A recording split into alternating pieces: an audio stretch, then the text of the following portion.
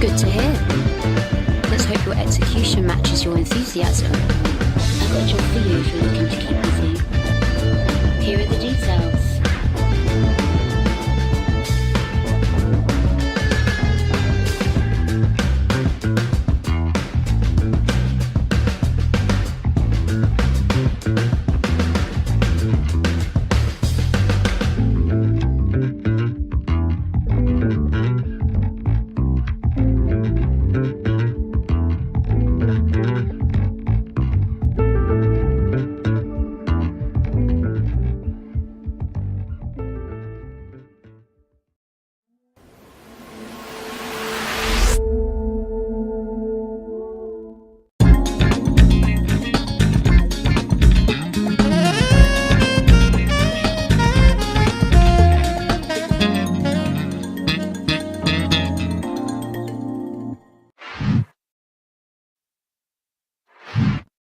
Greetings and welcome to another episode of Soul Talk, where we talk Star Citizen and members of the community. Today is December 1st, 2022, at least in North and South America.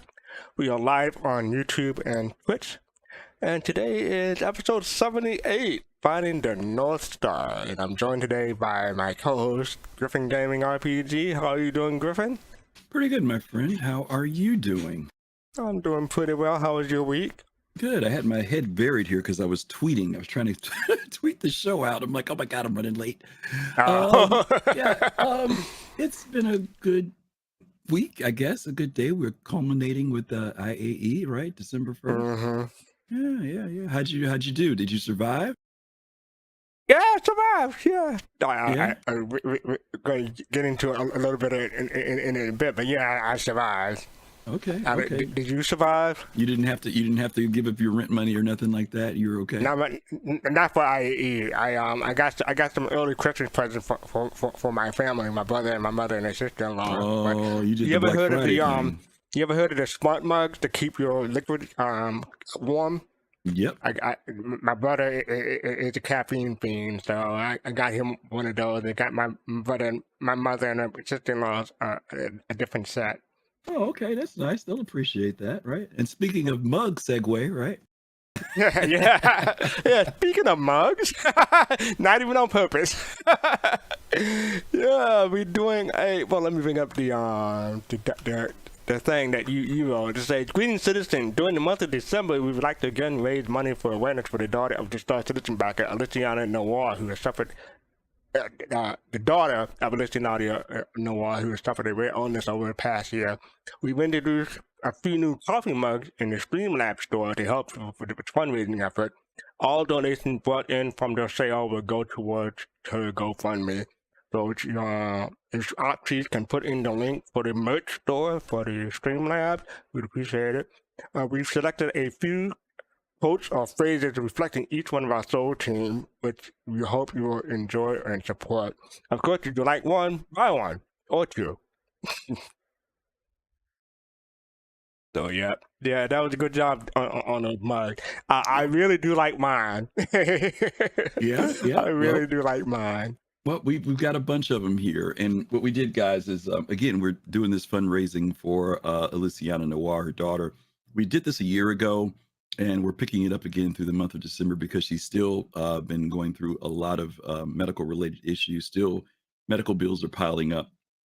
And so we just came up with this idea of, some incentive that phrases that different folks on our team have said that have probably stuck with you and definitely have stuck with us. So what are some of the ones we got here, Fast Cart? We got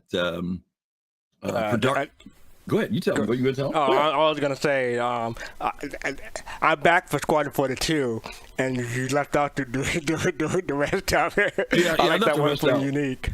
Mm-hmm. Well, Yeah. I couldn't put the whole phrase on there. The You lettering couldn't would put have the got too whole small. phrase. Yeah, I understand. So I figured I just went with that. And the one for Abu Johan, that's super cool. I can totally hear him saying that as I read that. So yeah, you did good on these. Yeah, I tried to, find things that I know folks have said. Of course, there's Colossal's infamous flying a Drake, dying a Drake. It was funny because when he said that last week and somebody's like, oh, you should trademark that. I'm like, shut up. I'm trying to make these mugs. I'm trying to get these mugs out, Oh, yeah. I was saying you should put it on a t-shirt and stuff like that. I was saying that. Yeah. So I had no idea. No, I know you didn't. I know I wanted it to be a surprise and I was trying to kick it off for the beginning of the month. So so you guys, hey, there's plenty of them there. Collect all, how many is it? 11? Collect all 11. You can buy the set if you want to. But yeah, hopefully you guys this will be something that'll kind of give you a little memorable phrases from different folks in our team. Of course, if you want to support that particular person, that's fine by picking their mug. But again, any donations we get from this will go toward Alyciana Noir's GoFundMe page. So definitely check it out when you guys get time. No, I didn't do a mug, guys. I know, Shipwreck. I didn't do one for myself because I couldn't think of anything that I say frequently enough other than, okay, fast cart, hurry up. I didn't want to put that on the cart. So I didn't do one for me. Fast cart. But anyway, that's basically what we've got. And hopefully you guys check out the link when you get time. Buy one, buy two. It really would be going toward a great cause. So thanks for mentioning that, fast cart. Yeah, and before I get into my monologue, one more thing I did yesterday, as a matter of fact, I went in for jury duty. Oh, really? Yeah, so just imagine the power to control someone's fate within my hand. When was the last time you went? Before COVID. Okay. So maybe not my hand, but just the one hand. Well, that's cool. That's all you need. Yeah. Actually, it's the power of your voice, right? So, hey, that's what you need to have, man. That's cool. How was this experience? And they took one look at me and decided to pass, so I didn't get picked. Really? No, I'm kidding. No, I didn't. No, they had other issues going on, so nobody got picked yesterday. Nobody got picked? Okay. Yeah. Gotcha. Okay. Very cool. So you ready for me to do my thing? Yeah, fire away. Y'all are lucky that a couple of trailers dropped today. Otherwise, y'all would have to live with me trying to commemorate Irene Cara, and nobody wants that. All right, so here we go. This is Agent Fastcart FC of Sector 42. There's a mother of all non-biologicals getting ready to blow up our sun. Do you want to have a throwdown about my lack of clearance, or do you want to save a gazillion lives? 5 clicks west of the Gulf, we got ourselves a Vandal mechanization remodeling the pyramid. One of our one hope is the prototype weapon called a railgun. Don't talk to me about classified, all right? Now, if you got an interest over the Gulf, which I know you do, you'll tell them to ready that weapon. I'm directly below the enemy scrotum, 25.7 meters above the sea level, 29.32 north. Fire!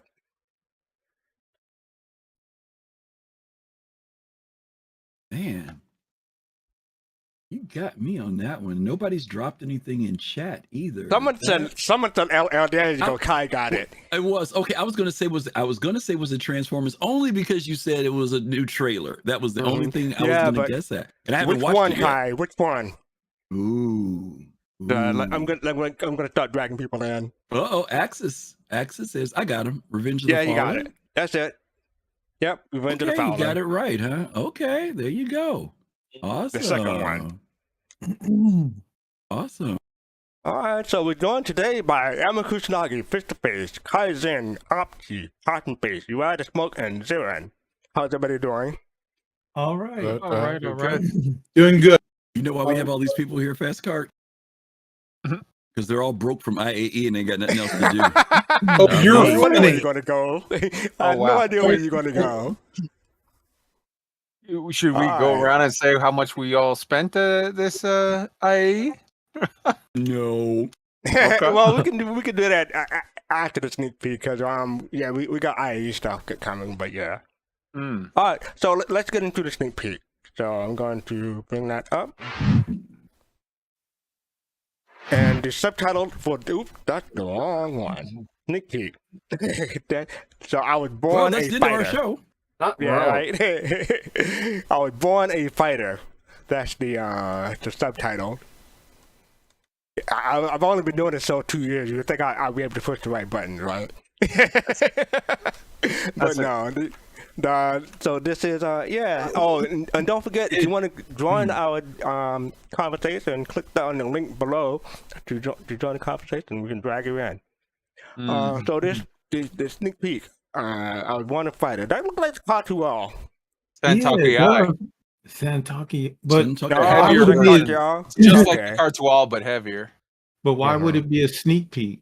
If they're gonna maybe do a redo of it or something, do some extra stuff on it. Yeah, that's what I was thinking. Because the Cartual was one of the earlier alien ships that we released, so I can see them needing to do a gold standard on that one. Yeah, so the Cartual is a little thinner though on the underside. I would guess that's the Santaki. It is. Mm-hmm. Absolutely. It looks like it's been changed since concept. It does look a little different. Oh yeah, they've tweaked it. I think that's what they're showing us, and it might mean that that's something that they're considering with Alien Week coming up next year. They haven't really produced anything new in the Alien area, and everybody's been talking about the Banu, but this is it's a medium fighter. I'm sorry, and it's definitely been tweaked and refined because all we've had previously was concept art for it. So we haven't had a new alien ship since the Galactapedia alien, I believe, the hauler. Yeah. We haven't had a new flyable alien ship since the Talon series. What was it, 2 years ago? Mm-hmm. That was 2 years. Yeah. So what Alien Week's in May, I think, is that right? So or March, we got the Invictus. Yeah, so May or June. Might be psyching us up for it. That'll be interesting. Yeah, that's almost like 5 months away though. So who knows? Yeah. All right. So yes, that is the sneak peek. And after that, we have the RSI Galaxy. I know we covered a bit of the Galaxy last week, but that was the ISC. We didn't get the brochure until the day after. So this is the Galaxy. So yeah, what do people think about the Galaxy? Anyone pick one up? I did. Oh, which one did you get? I upgraded and got stored credit with through the Valkyrie. So I went from the Vanguard Sentinel to the Valkyrie to the Galaxy. And together with the modules, I think I spent a total of 240 new money. Oh, okay. No, it's not bad. That sounds like wasteful spending. Like completely. Not. Don't say it too loud. Okay. But Right. now that we've put that out there, I went and got the whole damn thing bond, and I was wondering where you were going to go with that because that doesn't sound like you said. That sound like you. Is this the pot talking to the cattle? Yeah, basically. Okay, hold it right there. Look at that hangar. Doesn't that look even hangar picture? See how wide that is? There's no way that's this excess hangar. It's way bigger because the Pisces doesn't even come anywhere near the walls. Yeah, you're not supposed to scratch the paint, though. I mean, you know what I'm saying? Yeah, there's a tendency for certain members of our community to squeeze ships in within 3 inches of the walls and say it fits. In an emergency situation, I don't think that's the most optimum means. And I agree with you, Zarin. It is it's difficult too because it's concept art, right? As far as the size of it, and I think they're trying to get a feel on it. Maybe like there's a shot there, with the Argo in it. It definitely shows some space in there, but we'll see. I know people want to. How can I say this? I don't want to say this offensively. The same thing happened with the Odyssey, right? There were, people were very quickly trying to figure out the dimensions of the hangar, wondering, can I get a fighter in there? Can I fit of this? Can I fit of that? And I think there's a reason why CIG makes ships a certain hangar size that only certain ships can fit in. And a lot of it has to do with gameplay. You know, they stay away from the Frankenstein ship. You know, that ship that does everything. That is, you'd walk away and say, if I had this ship, I don't need anything else. And I think that's one of the reasons why. Like when I saw, and we'll talk about the Polaris later, but when I saw the Polaris, I still say the Polaris and the brand new Merchantman's hangars should be able to accommodate 2 fighters. A single fighter to me, it doesn't impress me. But at the same time, that may be because they want other players to play and support that ship, you know, versus, you know, the assumption that, not to mention the ship's going to get bigger. You know, that's a whole nother dynamic too. But I don't know. That's just me. I look at protection of 2 fighters, a wingman and a pilot, and I look at a solo ship that defends a ship like a Defender or a Polaris. In addition to that, real quick, you know, they can probably hold like 2 M50s or 2. No. I'm talking about support. I'm talking about literal support for a Polaris if it's on a mission. And it, like, they used the Saber inside of it. They've used there was another ship they used other than the Saber that was a fighter. And I'm saying, even 2 defenders in your Banu Merchantman fastcart, I think there should be 2. Now, I think there should be a hangar. Two defenders. Oh, okay. Yes, 2 defenders is what I'm saying. I believe that there should be at least 2, but that's just me. In addition to that point, Griff, I think to your earlier point, the whole idea of even trying to get your head around the nitpicky details of a concept ship, it's like, this is it's quicksand right now. Just enjoy the concept art as indicating that it's intended to have some capability. Don't take things all that serious until we get more finalized version. Which ship is that has the big hangar in it? Is it the Javelin or the Idris? Which one? Javelin has the bigger. The Javelin has the big hang. Yeah, it's got stupid size. Well, the Javelin's got the one big one, but the Idris has the one hanger all the way through it. Has a hanger. Okay, yeah, that's the one. The Javelin has the level decks where you can store ships above and below, which is that's right. Much bigger ship as far as what it can hold. You know, I agree with you, Admiral, in the sense of a ship that's fine. Because I think the Idris is small to me. As big as it is, it only holds, what, 2 or 3 fighters? Yeah, it's pretty small. It's still pretty small. As big as that ship. If I'm going to be real, Griffin, the Javelin should have a variant that's purely like almost like hollowed out like the Idris. Like a carrier, like the Idris. That would be cool. I think is the Pegasus that? Yes, Pegasus is long giant hanger. And that's getting back to your previous point, though, Griff, of they want certain ships to fit certain roles. They don't want to have sort of the monster ship. Yeah. One size fits all. So really, you have 3 ships with hangars. The Carrack. I mean, they have the Oh, go ahead, Pops. The not Carrack. The Kraken. Kraken. Okay. I was thinking about the other one, not the Legionnaire, the Anvil carrier. The Liberator, the mini carrier. Yeah. I just like this ship. I mean, I think it certainly has a lot of capability. The fact that they're looking at having a crafting module in it in the future for concept sale is really cool. I think when looking at, Pyro and seeing just Jackson and his Corsair getting like nailed by some electrical storm or pulse from the star and getting its electronics knocked out, and then you see something similar to the Kraken, like nail the Kraken and the shield's able to like withstand a giant shock, and that thing seems fine. I think that the bigger ships and the multi-crew ships are gonna fare a little bit better.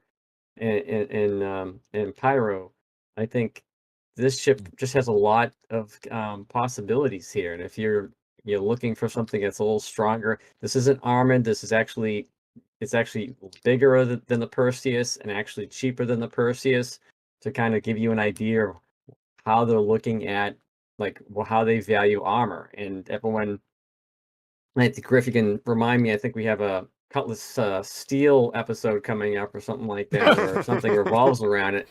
I Oh, think no. that it also is kind of telling about how they're going to value armor and the cost of it.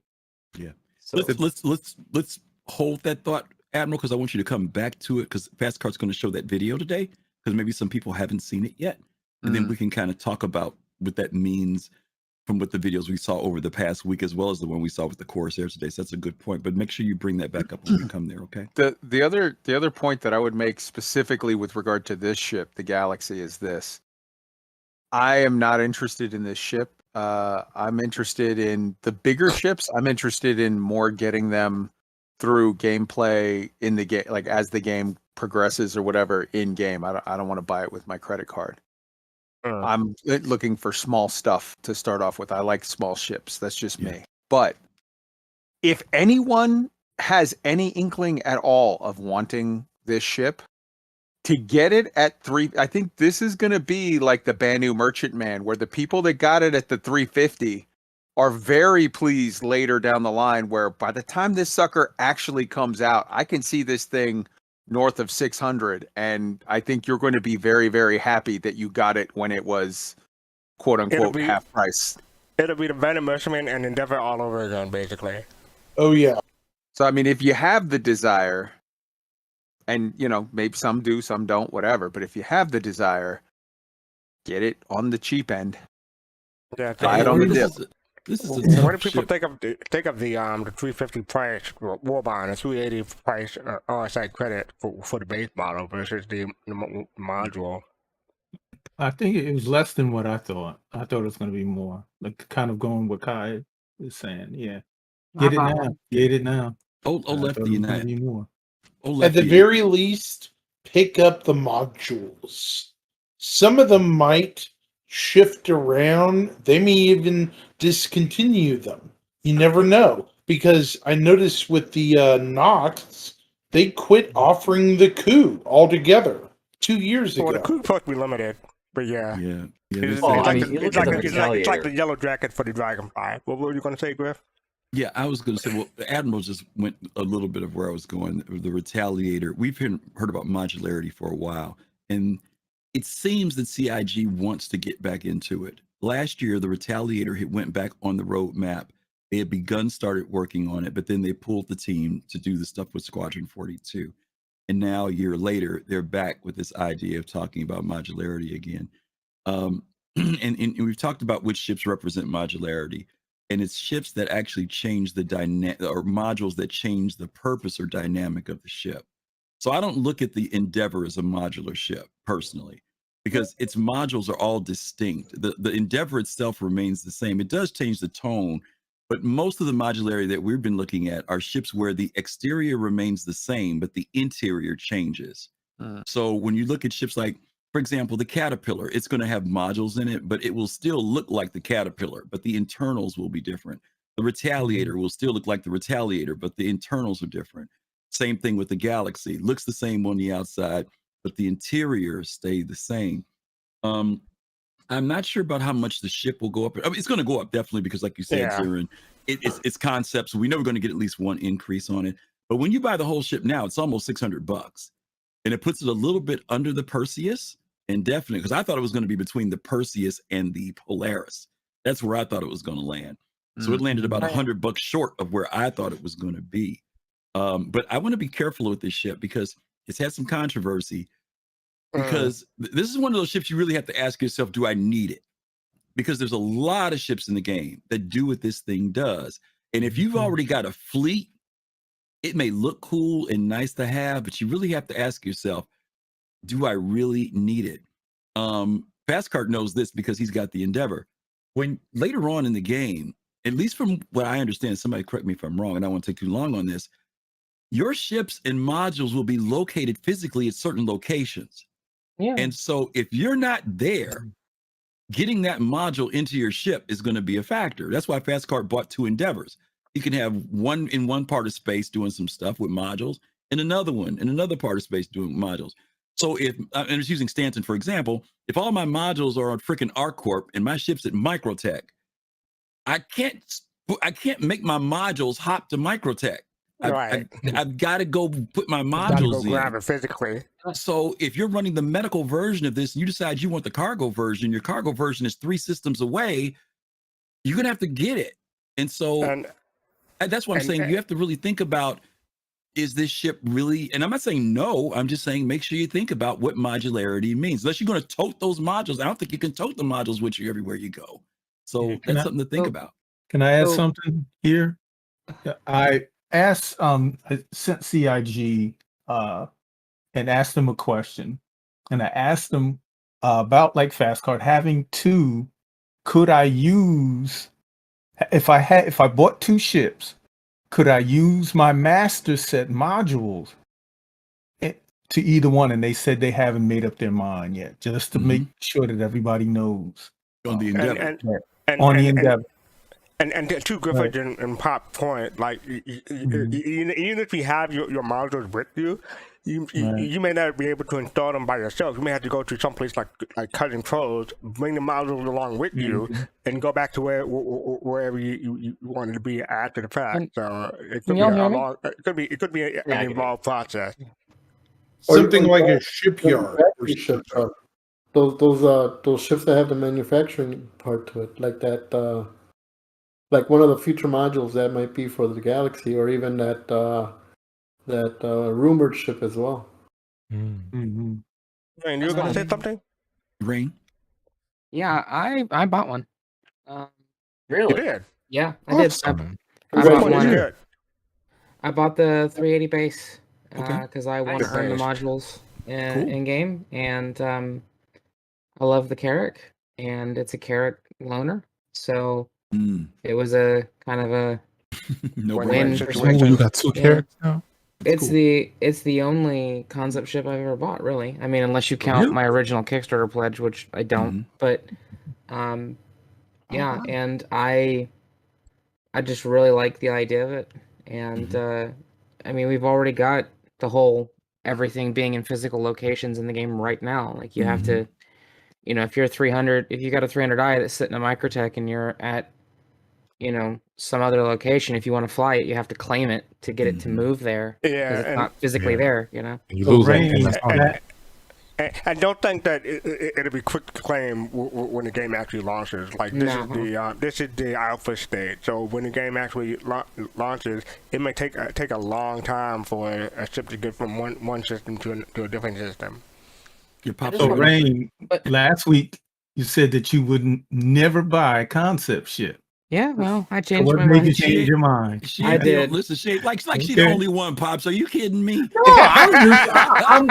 I mean, it looks like how many of us said I'm not buying nothing else? You know what I mean? That was my point. Never say never. Hold on. Everybody else has had their chance here. I did say that, but I also got help with it. So nice. It's a lot of it was for me. It was mostly like 100% store credit, and then some gifted war bond upgrades for CCU chain. And I rearranged my fleet quite a bit. So, but yeah, I did say I wasn't gonna buy a concept ship, and then this came out, and it's whatever. Like everybody's saying, boycott concept ships, and then they sell like 6,000 of them. So it's whatever. It doesn't matter. Right. It really doesn't matter. But I think the biggest thing too is I've noticed with this ship something in the community that continues to bother me, which is this seeming desire that every ship must be everything all the time. And it's just like, well, why don't we just have one ship in the game for each hangar size then and call it square? Because it can't do this, or it can't do that, or it can't do so what? That's to do everything all the time. Yeah, it's this That's weird. Dangerous. It's this weird thing of like, oh well, the cutter's only got 2 size 1 guns, so it's bad for combat. Yes, it is intentionally. Get over it. It's the same thing with the Galaxy of it brings something to the table. My only biggest issue is we've been talking about modularity for 10 years, so some time to within the next decade before my child's in college would be nice. CIG. Let me jump in real quick. All right, so back to Pops' point though. And this is a compliment to CIG. CIG makes a liar out of all of us at one point when it comes to buying ships. May lie out of me. May lie to my dad. May lie to all of us. Yeah. Now he didn't make a lie out of me this time though, because I stuck to my guns. So just saying. But Amazon did make me a liar though. Best Buy made me a liar this year. Yeah. All right, so moving on. This will be a real quick thing, but I just want to say that the RSI Q&A for the Galaxy is up. They're taking questions. So if you want to submit a question or you want to upvote some questions that are already up, go ahead and do that. Hopefully, you can put the Admiral Kusanagi, one of you can put the link in chat. But yeah, so if you have any questions about the Galaxy, go ahead and submit it. Is it up right now? It looks like it's down. Trying to connect to it. Oh, it's disabled. Okay, so the thread has been locked, so it's done. Okay, all right, my bad. Oh, wait, it might be But yeah, all right, so yeah, the Q&A should be coming up presently. All right, up next we have the end of IE, the best in show. I love this color scheme, man. So yeah, so all right. Now I did buy a few skins, and I tried to get the I got the Scorpius. Temporarily got the Scorpius, and I tried to get the Pisces, but I didn't get the right one, so that didn't work out. But I already had the MSR, so I already got that. And I looked at my hanger, and as of November 30th, it looked like they completed it. So everyone else get their skins for best in show. Yeah, I got mine for my Scorpius. I like it as kind of a ruby-ish kind of shimmer to it. Yeah, it's cool. Yeah, I got I mine didn't for get my this yet. Pisces, but go I'm ahead. not going to use it. Can we gift it? Oh, sorry. No, we can't. No. We cannot gift it. I have no use for a red and black skin. I'll take it. You said the we game can't launched, gift just give it to me. You just say we can't gift it. Now you No, I'm can. talking Right about when now, the game launched. When the game launched, you can trade them. Okay. Really? there you go. Yeah, I mean So that's there was physical items, so you can trade them to your mobiGlass. Oh, okay. I mean that's my assumption, But yeah, Oh boy, assumptions. yeah. Uh-oh. Tell them again. And, Well, I still and didn't speaking get my of, character. I did get the complete pack for the weapons and armor thing. So I used RSI credit. I didn't spend cash or anything. Did anyone else pick up any of the armor? I did. I You got did? the whole. I did as Got the well. whole thing. Yeah, I got robbed. I didn't get my skin. This sucks. I didn't get the carrot one. you got. No, the Carrick one. Yeah, I didn't get the Carrick one. I've got I'm sure they'll just get it sorted in the next Oh, Are year. yeah. you Yeah. are you sure you look at all type and not just your ships? No. The fact that Ops keeps saying he didn't get here is verified. I didn't That's get not mine. in yet. Oh, Yeah. you didn't? I got the weird. Pisces one, but I didn't get the Yeah, same Carrick here. one. Okay. You about to make me check my account right now. I just checked it because I haven't even checked it at all. I haven't thought about it. So yeah, it looked like the weapons and armor stuff are still available. So if you haven't picked one up, go ahead and get them before they're gone. First, get And- one of the mugs, and then get the skins. Right, go. right. There you go. There you go. Priorities. And real quick, I just want to say, when I was trying to get the skin, because I just wanted them, I didn't really want the ship, but I was looking for, I was wondering if I had to get the C8 or any of the Pisces work, C8. and I got confused because it said while all Pisces pilots will receive their paint during IAE. I said, "Oh, cool! I can just upgrade one of my mules to the C8 R, and I would get a skin." No, it came and went, and it didn't work out. So, oh well. I lost out in the free scan, but hopefully other didn't make my mistake. I haven't got the Spectrum badges yet. Oh yeah, I don't think I got mine either. Yeah. So, Spectrum badges. I'm We sure got That coin, which I don't know what do we do with the coin? So, Look so at it in what? Your hanger. What? So Look what at that it. is? So what that is, pops? It's called a challenge coin. Military units we would all have our own challenge coin, and it would have your unit motto on it and whatever. And it's a situation of when you go, you're sitting at a bar in Germany or whatever, and you're there, you did war games against troops for another whatever, you exchange your challenge coins, and it's just like a little memento keepsake. Yeah. Oh, okay. Very See, cool. Kai, you just a well of information. Yeah. Very deep. Very deep. Oh no, please. I'm like the Tyrion Lannister of the group. I drink and I know Oh my things. god. Pops, how Alright. dare you call him a bottomless pit of information? Wow. I was just expecting FC to say something really smart. No, Wow. I was trying to think of the pit from Star Wars, the Sarlacc Rancor. pit? The Sarlacc pit. That's what I was trying to think of. The But Sarlacc pit. Sarlacc, yeah. Wow. The name wouldn't come from me, but yeah. Anyway, after that we have Farewell to IE. So yeah, this is we're gonna watch the last few episodes of Jax in a bit. But yes, so the Drake Cutter is still available until December 8th. A couple of other things are available until December 8th. You can still get Star Citizen merchandise. I haven't checked this. Fastcart. I'm sorry to ahead. interrupt.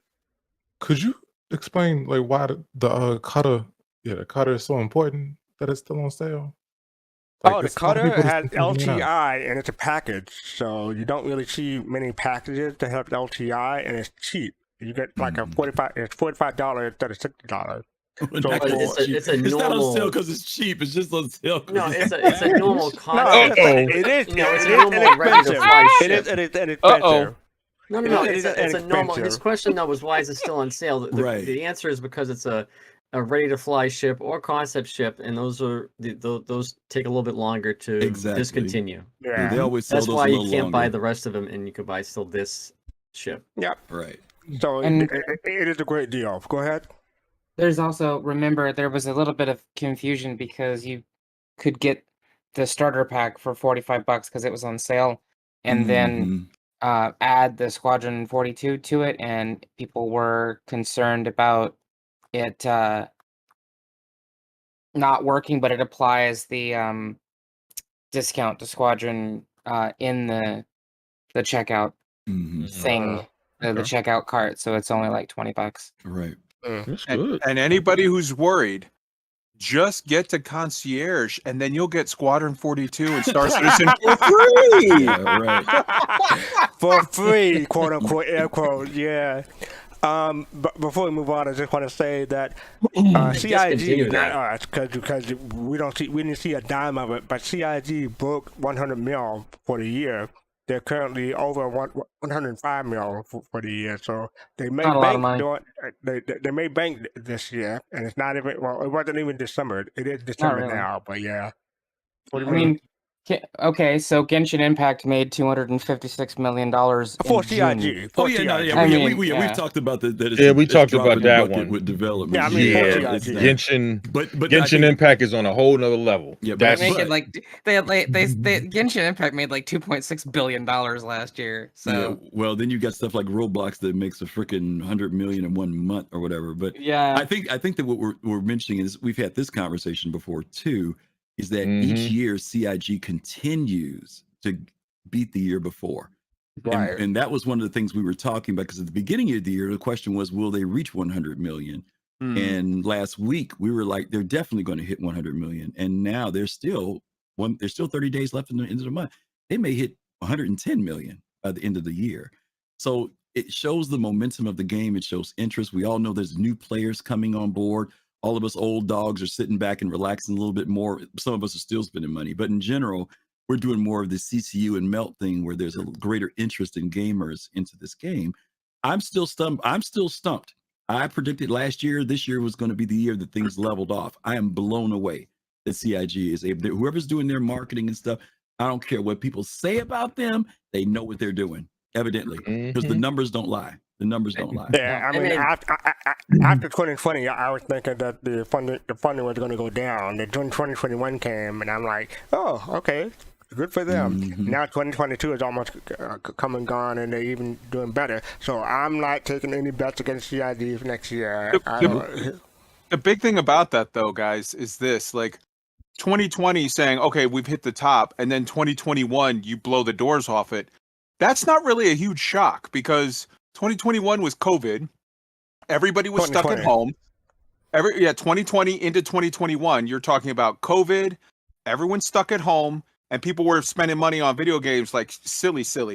2021 to 2022, this year, all of the not all, but most of the video game companies, their revenue is down. So that trend reversed. But for Star Citizen to buck that trend, for them to continue to gross more in a down economy on video games, is even more impressive. And it shows, to my mind, it shows that those people that are screaming scam are just sort of making themselves more and more irrelevant by the day. Them ships have crack in them. Hey, listen. It throws with that away the being idea of said, inflation. I can tell you that. Go ahead. well, listen. With that being said, I had to go back to that thing that you said, Griff, about holding those folks accountable who said this was a scam when this does go live. Yeah, well, unfortunately, it's just one of those things that some people will. And by the way, and I'll make this real quick, fast card. Over the last 2 weeks, I've noticed a ton of videos being put out by people, content creators, who, because of the free fly, said that they had skepticism, cynicism, or doubt about the game, and that they decided to play it. And many of them have come forward now and said, I was a skeptic, but now I see where this is going. I've watched at least 5 videos like that. So Could I say something about that? Yeah, sure. That's going to be the vindication over time, that there will be some, there are going to be some people going to dig their heels in, Fish. You know that. They're never going to acknowledge it, even the magazines and periodicals. But then there's also those, and we've said this too about the industry, the gaming industry. We've noticed that some of them have toned back now. Some of them are more quieter, where there was this heavy criticism before. Every time CIG hit a landmark or something happened, they had a negative article. A lot of them have pulled back now, and they're watching and seeing what's going to happen. And true enough, eventually you're going to see that door swing the other way, and all of a sudden they're going to be advocates of how great the game is later on. But it is happening. You know what I'm saying? It is happening. Lefty, hey, good evening, Lefty. Lefty joined us. Hey, guys. So, I mean, really, all I got to say about that whole conversation is the best revenge is living well. Enjoy the game. It's playable. I play it every single day. Let it speak for itself. The proof is in the pudding. That's true. According to one relatively well-known streamer, there's no game, there's nothing, there's no content, and you know, a Yes, the certain influencers. salty individual who says that, you know, he tries to get CIG to listen and they don't listen, and I'm sitting here thinking, yeah, I'm glad they don't listen to you, because Thank goodness. you don't speak for the whole community like you think you do. Like, that's Yeah, the thing I get tired of with some of the content creators in this community that are, you know, very, very toxic, and they're like, they seem to have this mentality that because they're YouTubers and live streamers, they speak for the entirety of the community, which is, and they should be listened to more than the rest of us that are not agreeing with them, and it's getting kind of frustrating, really. Yeah, that's why, you know, it's frustrating. Yeah, it's frustrating, Rain, and at the same time, it's like it's going to be there. It's going to exist, right? And like I said, there are going to be some folks who are going to, for various reasons, right? I mean, there are some reasons that just come down to bottom line for some people because it generates views and they have an audience. But there's also something more diabolical too, which we've talked about in the past, and that's the fact that Chris Roberts and this idea of crowdfunding and this model that they've done is also threatening to, you know, the establishment. You know that, Rain. You've been there before. And for publishing houses that have been able to basically hold their hand over what independent developers have wanted to do and to dictate to them when a game needs to release and be put out, this pushes against that. And I wouldn't be surprised if there aren't, and we know that many of those same publishing companies, Sony and other ones, are also the same ones who own many of the media outlets that are out there. And so to put out negative press, to say doubtful things, you know, to throw shade from a business corporate standpoint is also a part of that plan, right? To turn people off, to make people not want to try it, to not even look. I mean, some people that you've had the argument with, have you ever tried it? No, I've never tried it, but I know it's a scam. Well, what do you mean you never tried it? You know, when you can put that much, and all you got to do is just cast doubt. You don't have to prove anything. We live in a world now where all you got to do is just put enough doubt there, and people will very quickly line up and say something is a certain way. So I think Lefty's point is well made. The more we play the game, I'm watching some of these YouTubers now who have literally hundreds of thousands, if not millions of viewers, who are now being exposed to the game, that some of us content creators who've been around for a long time, we don't have those audiences. But it's being picked up. And other gamers, maybe some people who you've never heard. I've still people say, I never heard of Star Citizen. Even today, I still hear people say, I never heard of Star Citizen before. Wow, this is cool. Then I've heard other people say, I've heard about this game 7 years ago. Oh my God, I can't believe this is what it turned into. So we're going to have it across the board, no matter what. You know. Yeah. Well, this content creator is going to move on to the next topic. Yes, sir. And that is the Galactapedia update, November 2022. Sorry, Griffin, I didn't mean to cut right you when while I was you were drinking. Yeah, right when I was drinking. Okay, sorry about that. Okay, Yeah, Galactapedia. Yeah, this month they've got a ton of stuff in here as added, which is great, guys. I know if Colossal was here, he'd be screaming, "Read the Lord, read the Lord." Read the Lord, So yeah. there's some great articles in here, as you guys know. There is a full featured article on Orison, City in the Sky. So all of you Orison lovers, Horizon lovers, however you want to say it, it's a full article in here that's very detailed about it. They've got some shorter articles on Desmond Fell. These are some of the other systems that they've talked about. Teresa Branagh, Keller Lynch, University of Low New Junction. I'd never heard about this, a community school. Martian Institute of Space Technology. The Gladius Valiant, the Condi Hillard, the first human known to kill a Vandul in ship-to-ship combat. They go over the Lear system. I'm a big fan. Yes, some of you guys remember the Lear system. That was where we saw the worm. If you guys want to learn about the Lear system. Lear 1, Maya, Lear 3, that's where the doggone worm was at. Valakar, the Outsiders, a mysterious cult. Min system, a sunless system. I've never heard of that. Jade would probably want to fill me in on that.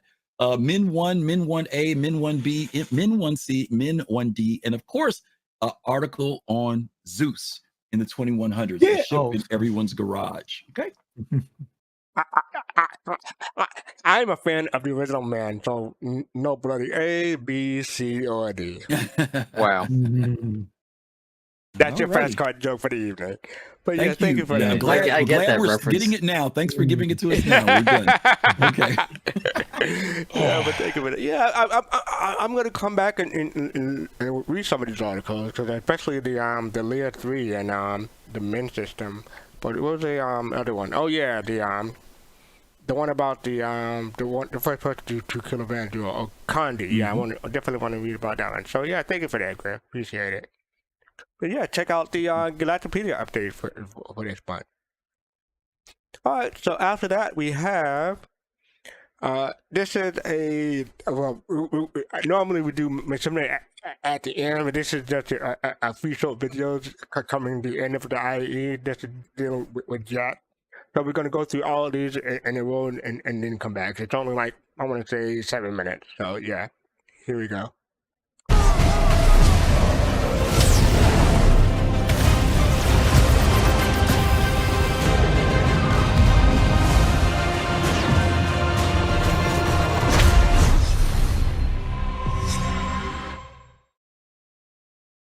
So, with my cutter out of commission, I've stowed away in the extra-large hold of this MISC Freelancer Max. I should be through the Stanton jump point, and I've landed at a nearby rest stop. Ready? Freedom! No! No, no, no, no, no, no. No. No, I mean, this cannot be happening to me! Hey, you, where are you, man? Ruin Station. You mean I'm still in Pyro? At this rate, I'll miss next year's IAE. So, folks, Ruin Station is about as big as it is creepy. Maybe we can find a ship to stow away on, and... Whoa. What is this? A new ship for RSI. Whoa. Oh shit. You want how much for this thing? It's a damn prototype. Yeah, exactly. Ain't nobody else got one. What, you throw a brand new coat of paint on this, and you'll be good. And And the reg, my friend, squeaky clean. What the hell is that? Is some kind of ambush or something? Oh, this is no ambush, right? That will be a rodent or something. Rodent? This place You is... think I'm stupid? No, you're smart. Very smart. This is a smart deal. Tell your man to stand down or I'm gonna blow your goddamn head off! Hi there. Just looking for the bar. I think that's Jax McCleary. How you doing? Boys, we've been hacked! Kill him!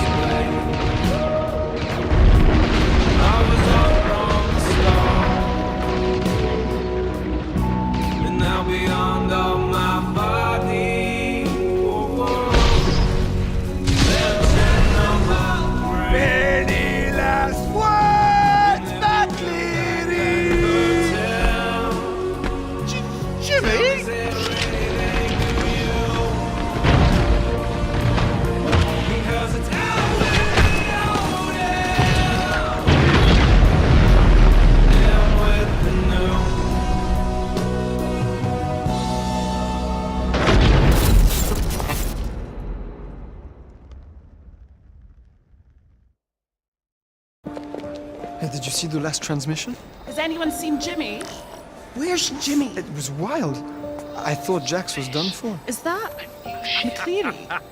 I'll tell you what, Jimmy. If you hadn't shown up when you did, I would have been dead. But if Bob and the crew hadn't swooped in, we'd both be ink spots on the ruined station pavement. I owe both of you big time. Don't mention it. Now strap in, boys. It's a long way to the jump point. We need to get a crew out there. Like an Apollo rescue team? Or... No, a camera crew. Ah, yeah, you're right. This is just the format change we need. Plenty of time, Jim, for you and I to riff on ideas for next season, huh? And we could hit a couple of my favourite pyro haunts on the way back. I could show you around, introduce you to some of the locals. Yeah, I still can't believe you managed to find me by tracking my transmissions. Whoa, crap! Not again!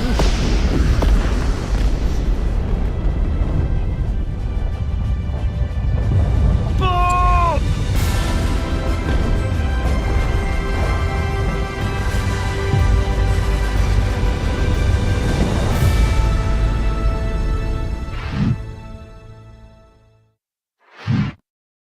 Yeah, so we're back. So yeah, I think we're gonna go for free fall, but yeah, that is the end of IE regarding Jack and Jimmy, their adventure this year. What do people think? Solar flare. Wow. I got okay.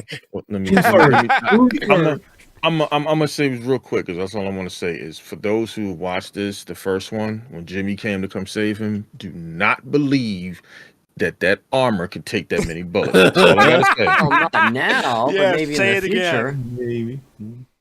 Now I have a few quotes from one of the movies is Jaws.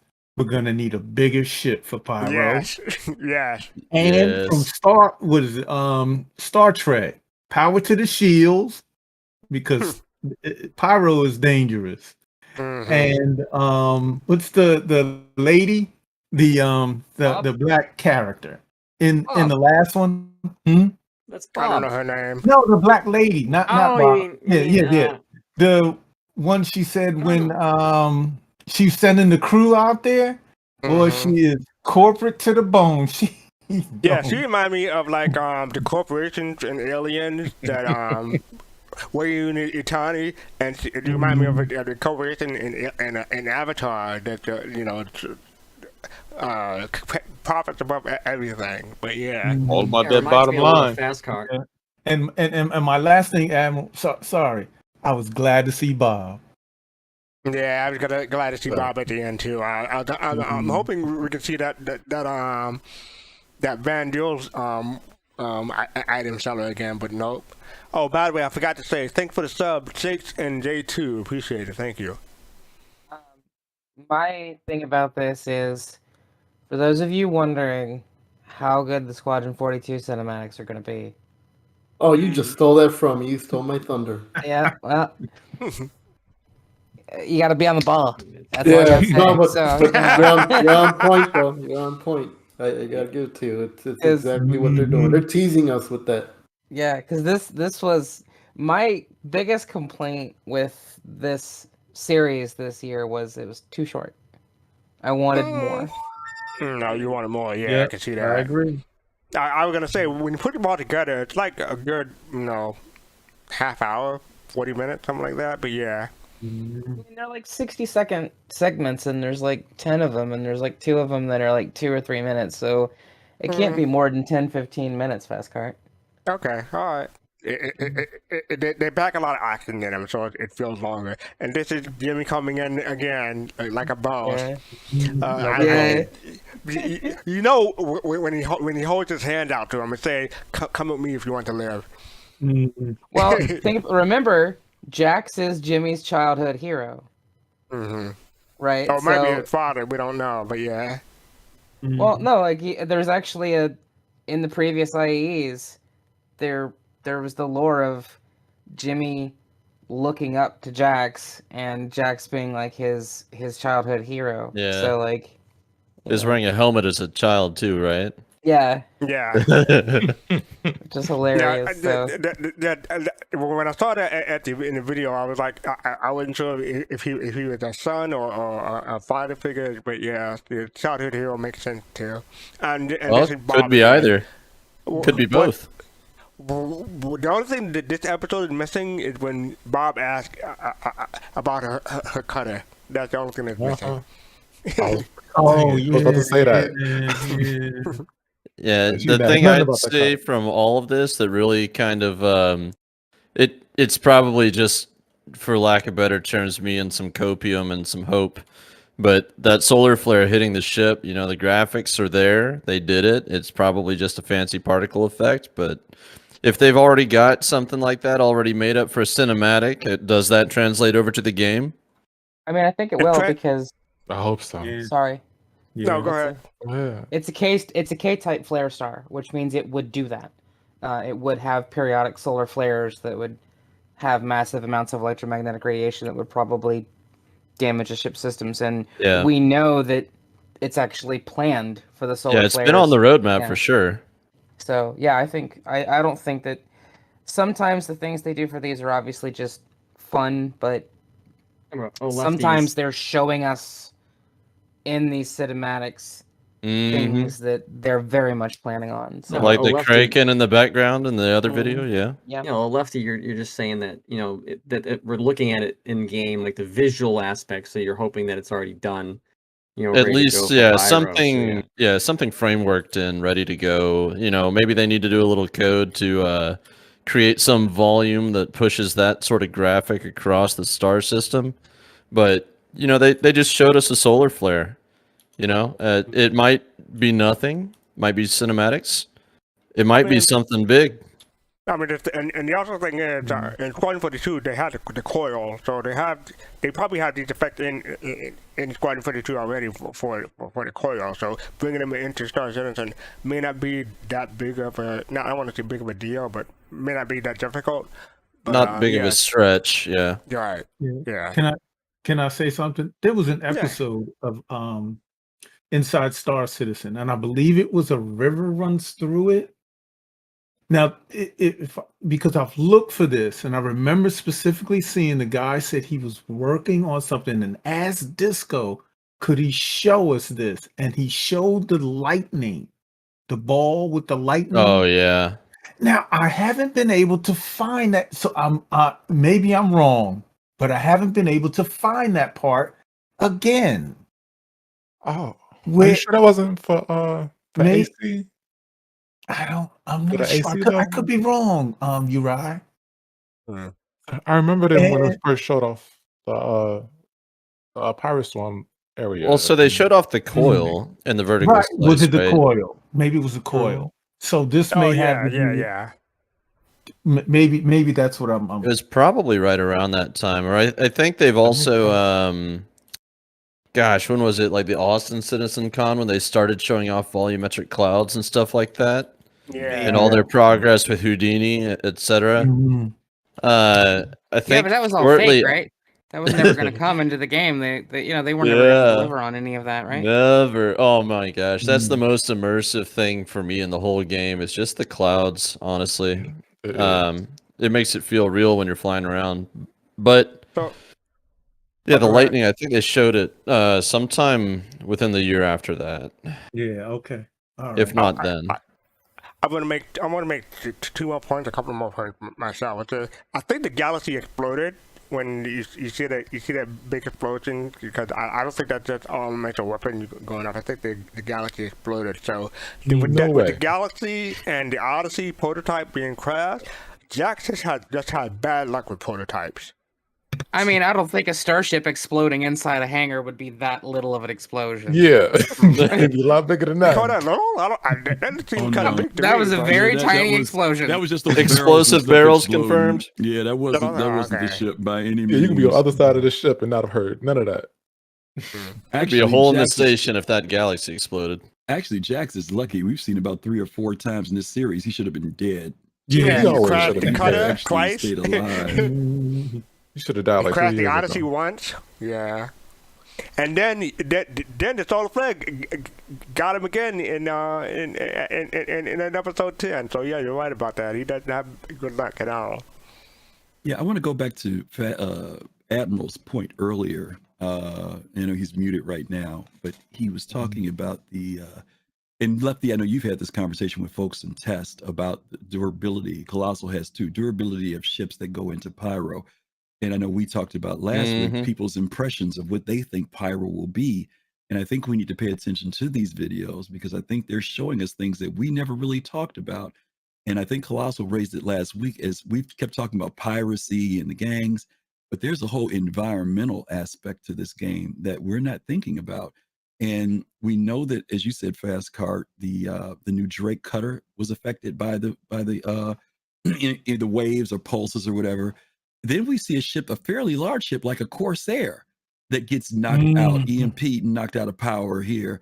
But the ships that we did see that could sustain it was, like as Admiral said earlier, the Kraken took a direct hit that we saw while it was a Oh, it was beautiful. And so, you know, the question becomes, is this going to be the things that you have to consider, let alone worried about piracy? You know, will a ship as large as a Constellation or a Corsair, will those ships be very vulnerable to these strikes where other ships, like when you get to Polaris or Hammerhead or bigger, maybe they just sustain some form of damage, but they're still able to, you know, to operate. The cutter, Jack said the first time is that he says it wasn't working like it used to. It still worked. But here we see a full EMP. Blown Like an EMP capacitors. here. Right. But here we see like a whole EMP. They drift after they get hit here in the Corsair. So it's going to be interesting to see what are these effects that happen depending on the type of ship. Are you really vulnerable in a fighter? If you're out there, yeah, I'm pirating, blah, blah, blah, blah, and you get hit, maybe you get blown up. Maybe it's not a matter of knocking your power out, but you get blown up. Well, hey, Griffin, can I Yeah. take that conversation a level deeper? So I think probably you caught this when I was talking with the other guys about it, but you know, everything that we're talking about, we've probably talked about before, but at some point, each and every one of us, just environmental effects. But what I am really curious to see is how CIG reveals that information to the player. Like, how do you know the solar flare is coming? How do you know that lightning charge is building up on the station and it's about to zap the next ship that decides to try to fly by it? Like, how do you know the planet is too cold when you're in your ship and you can't, you know, look outside? Or you know, where are the scanners and where's all this MFD, you know, information? You know, where's the scanning? Exploration, I think, is got a long way to go. And I think a lot of people have a lot of great ideas of how to do it. But I'm really curious to see when they start doing things like solar flares and really hitting us. There are going to be those people. If you're going to be dumb, you got to be tough. But if you're going to try to be smart, how? I think it's also really interesting that some of the stuff that we have in the game that doesn't even have the full system support. I watched a video today of somebody low flying with a cutter, and they struck a rock at speed, and it sheared off the left engine, and you hear the ship start to power down. This is in 3.17.4, and the person puts the landing gear out, and the ship impacts the ground and skids to a stop, and they get out, and the left-hand side of the ship is on fire already and damaged. And this is in 3.17.4, so like that's awesome. It's the fact that we start to see these little bits and pieces. This is why I keep having the faith, so to speak, right? Of we see stuff even in 3.17.4. Like Katie, for example, got into a dogfight. Power fell out of the ship. The ship fell out of the ground or fell out of the sky and crash landed on the ground. She got out of the cockpit, and that was like months and stuff ago. So it's like, I think Pyro is going to bring everything to a level where you're going to have to worry truly about surviving. I don't think Pyro is going to be like everybody shooting at everybody 24/7. You're going to be too busy trying to survive. Yeah. Can I point out, and I wanted to piggyback off of what Rain was saying earlier about the characters that they're showing us here, like Bob, the gentleman that was behind the counter, and he was like, "Whoa, dude!" You know, I hope, because I know we can hire NPCs. I hope that our NPCs that we hire have personalities like that they're not all the same robotic. I hope they find a way to incorporate some of these personalities that we get to really see.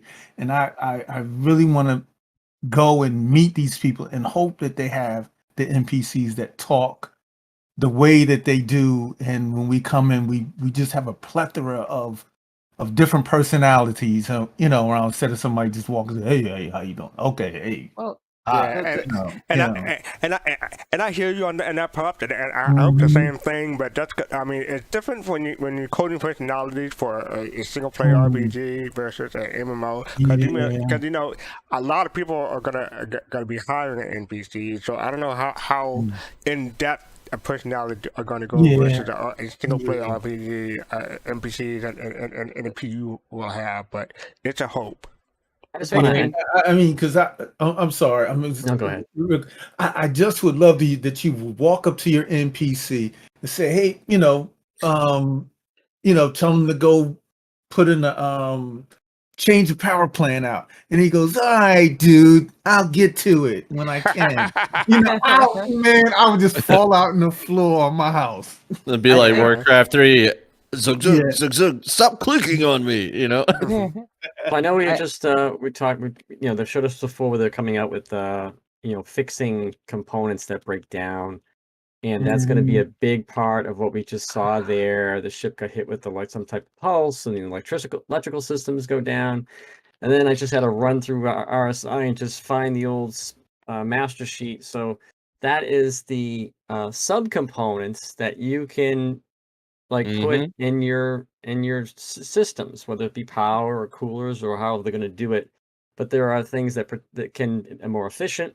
There are things that can help or prevent detection, and there's also some that can protect your systems even further, like kinetic damage or surge damage or impact damage. And so I imagine there's something like that you might want to, if you're going through Pyro, you might be like, well, maybe I want to protect my systems a little bit better. So maybe I'll hook up, maybe I'll bring a couple extra these to protect my ship.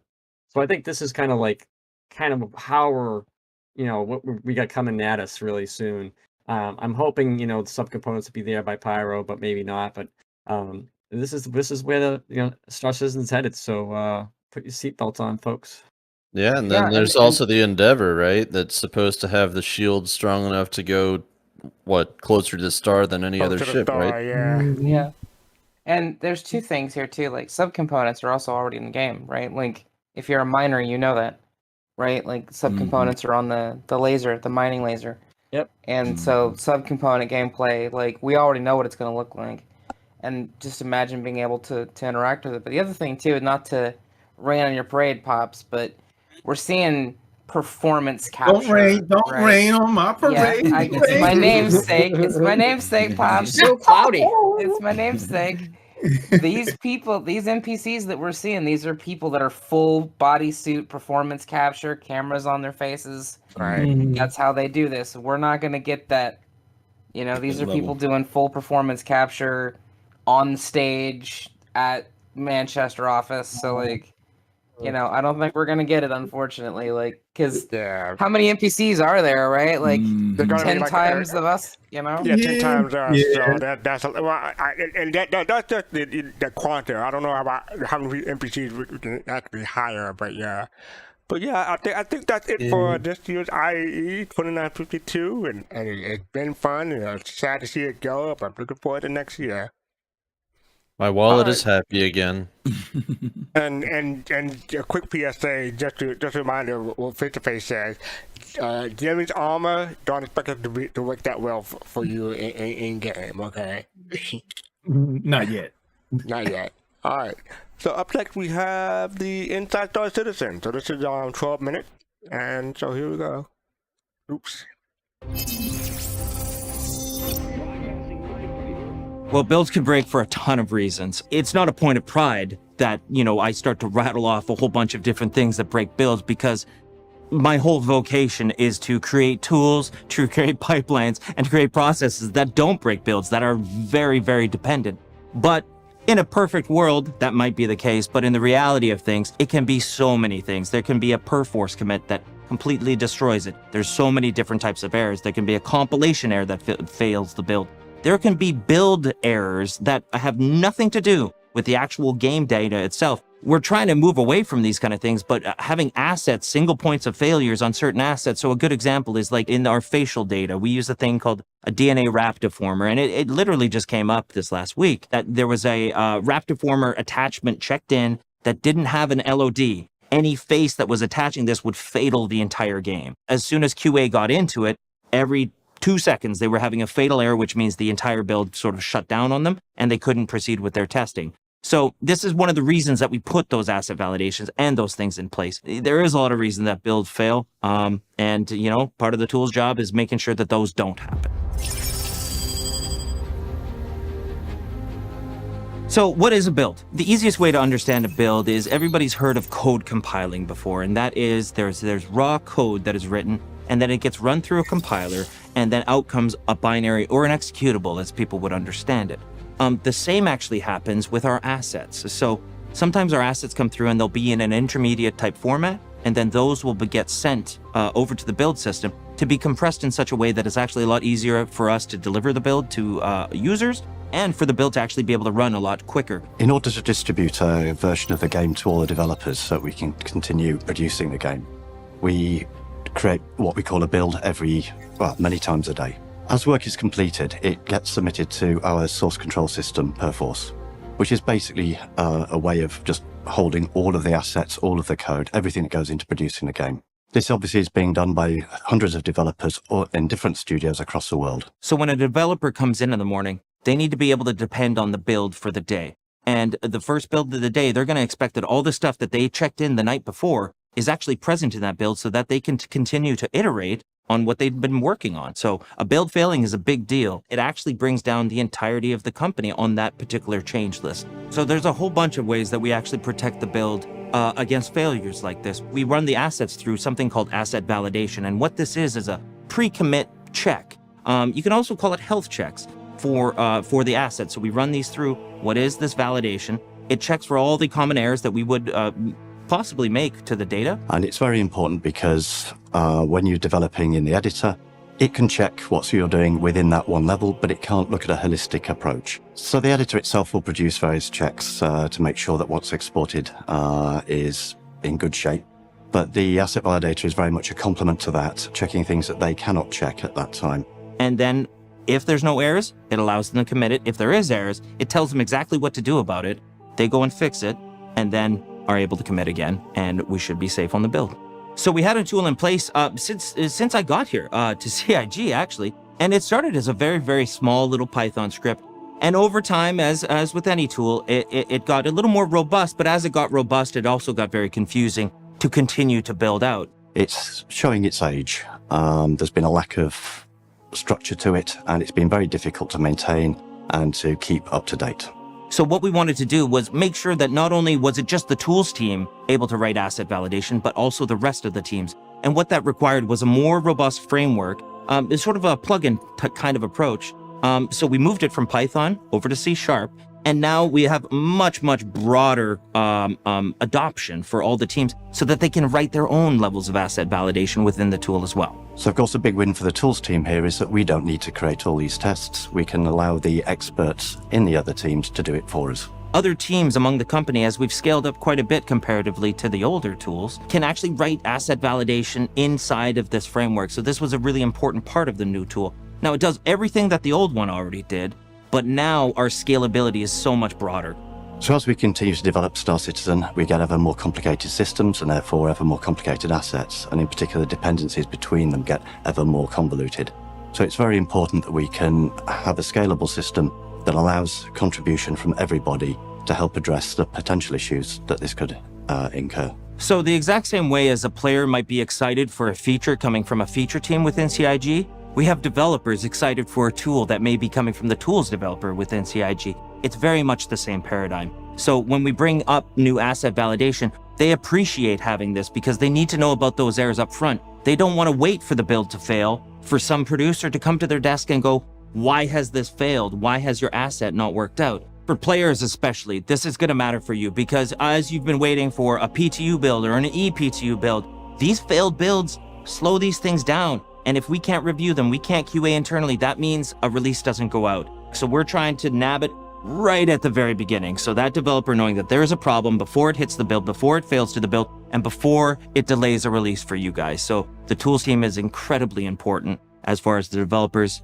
players, and builds go. And hopefully this means more builds will make it to players' hands. I hope you've enjoyed this brief look into the tools team and one of our products, and hope you see you again in the verse. While much of Star Citizen's continuing development is dedicated to creating gameplay systems like cargo and salvage, new locations like rivers, sand caves, and crash sites, missions like the new prison escape, the Horizon platform stuff, the time trial races, and everything else that's heading our way in the upcoming Alpha 3.18, the folks that are focused on the making and iteration of tools to help the very process of game creation itself are an essential element of the game dev gumbo that we make here. 1 second. And we're always thrilled when we can give them a few minutes to shine. But up next, the long wait. Whenever we get to up next, that's when I'm sorry. stop. Yeah, my sorry. Apologies. Yep. So that was the first half of ISC. I think we're gonna free for all. Whoever wants to speak, well, try not to speak over each other, but yeah, go ahead. I want to jump in on this one, because I just took over as a QA lead for the second time in my career in this industry as of this week. So Congratulations. Thank you. Yeah, I'm now a quality assurance director again, and tools are incredibly important.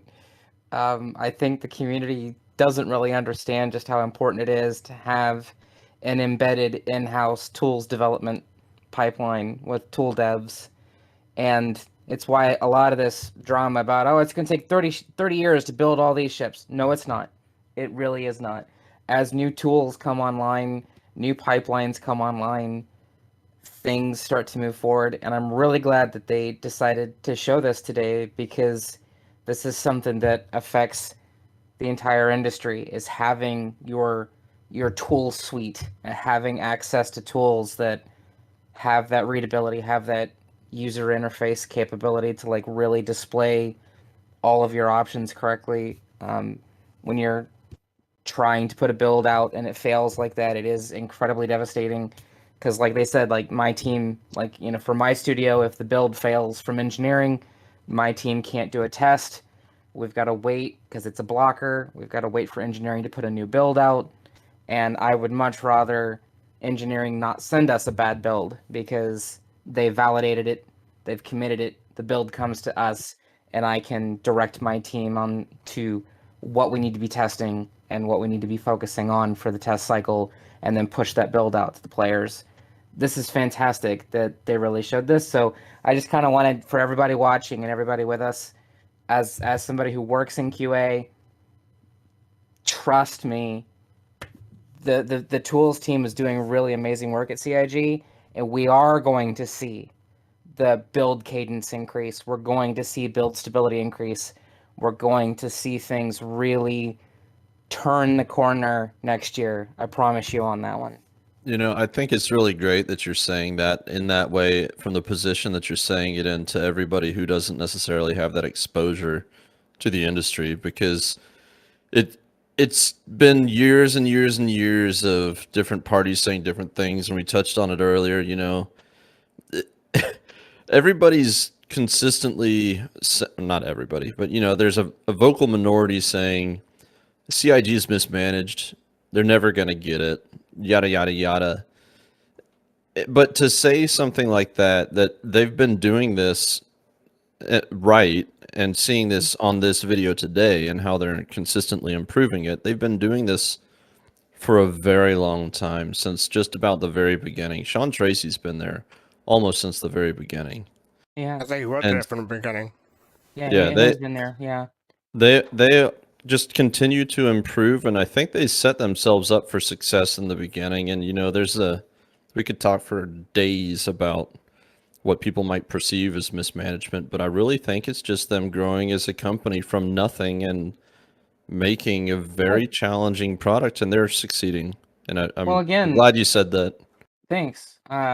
Again, Starfield started official development right after Fallout 4 ended.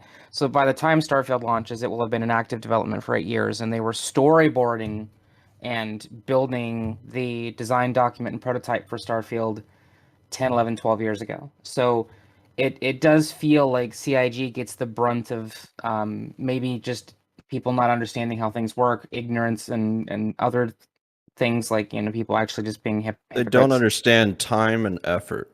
Yeah, they don't. Yeah, and this is very important. Again, like they said, for the players. You know, like the game that I'm working on is a multiplayer game. It's the second multiplayer game I've worked on in 10 years in the industry, and it'll be the same sort of situation where, you know, if I can get my team testing something and get it out to the players in 3 days instead of 6, because the build keeps failing and we have to keep pushing out new, you know, sending the builds back to engineering to have them, you know, hey, we can't even test what's wrong, we're just getting an error. It just makes the work environment, workflow, and workload better, and it makes sure that the players get access to builds much more rapidly.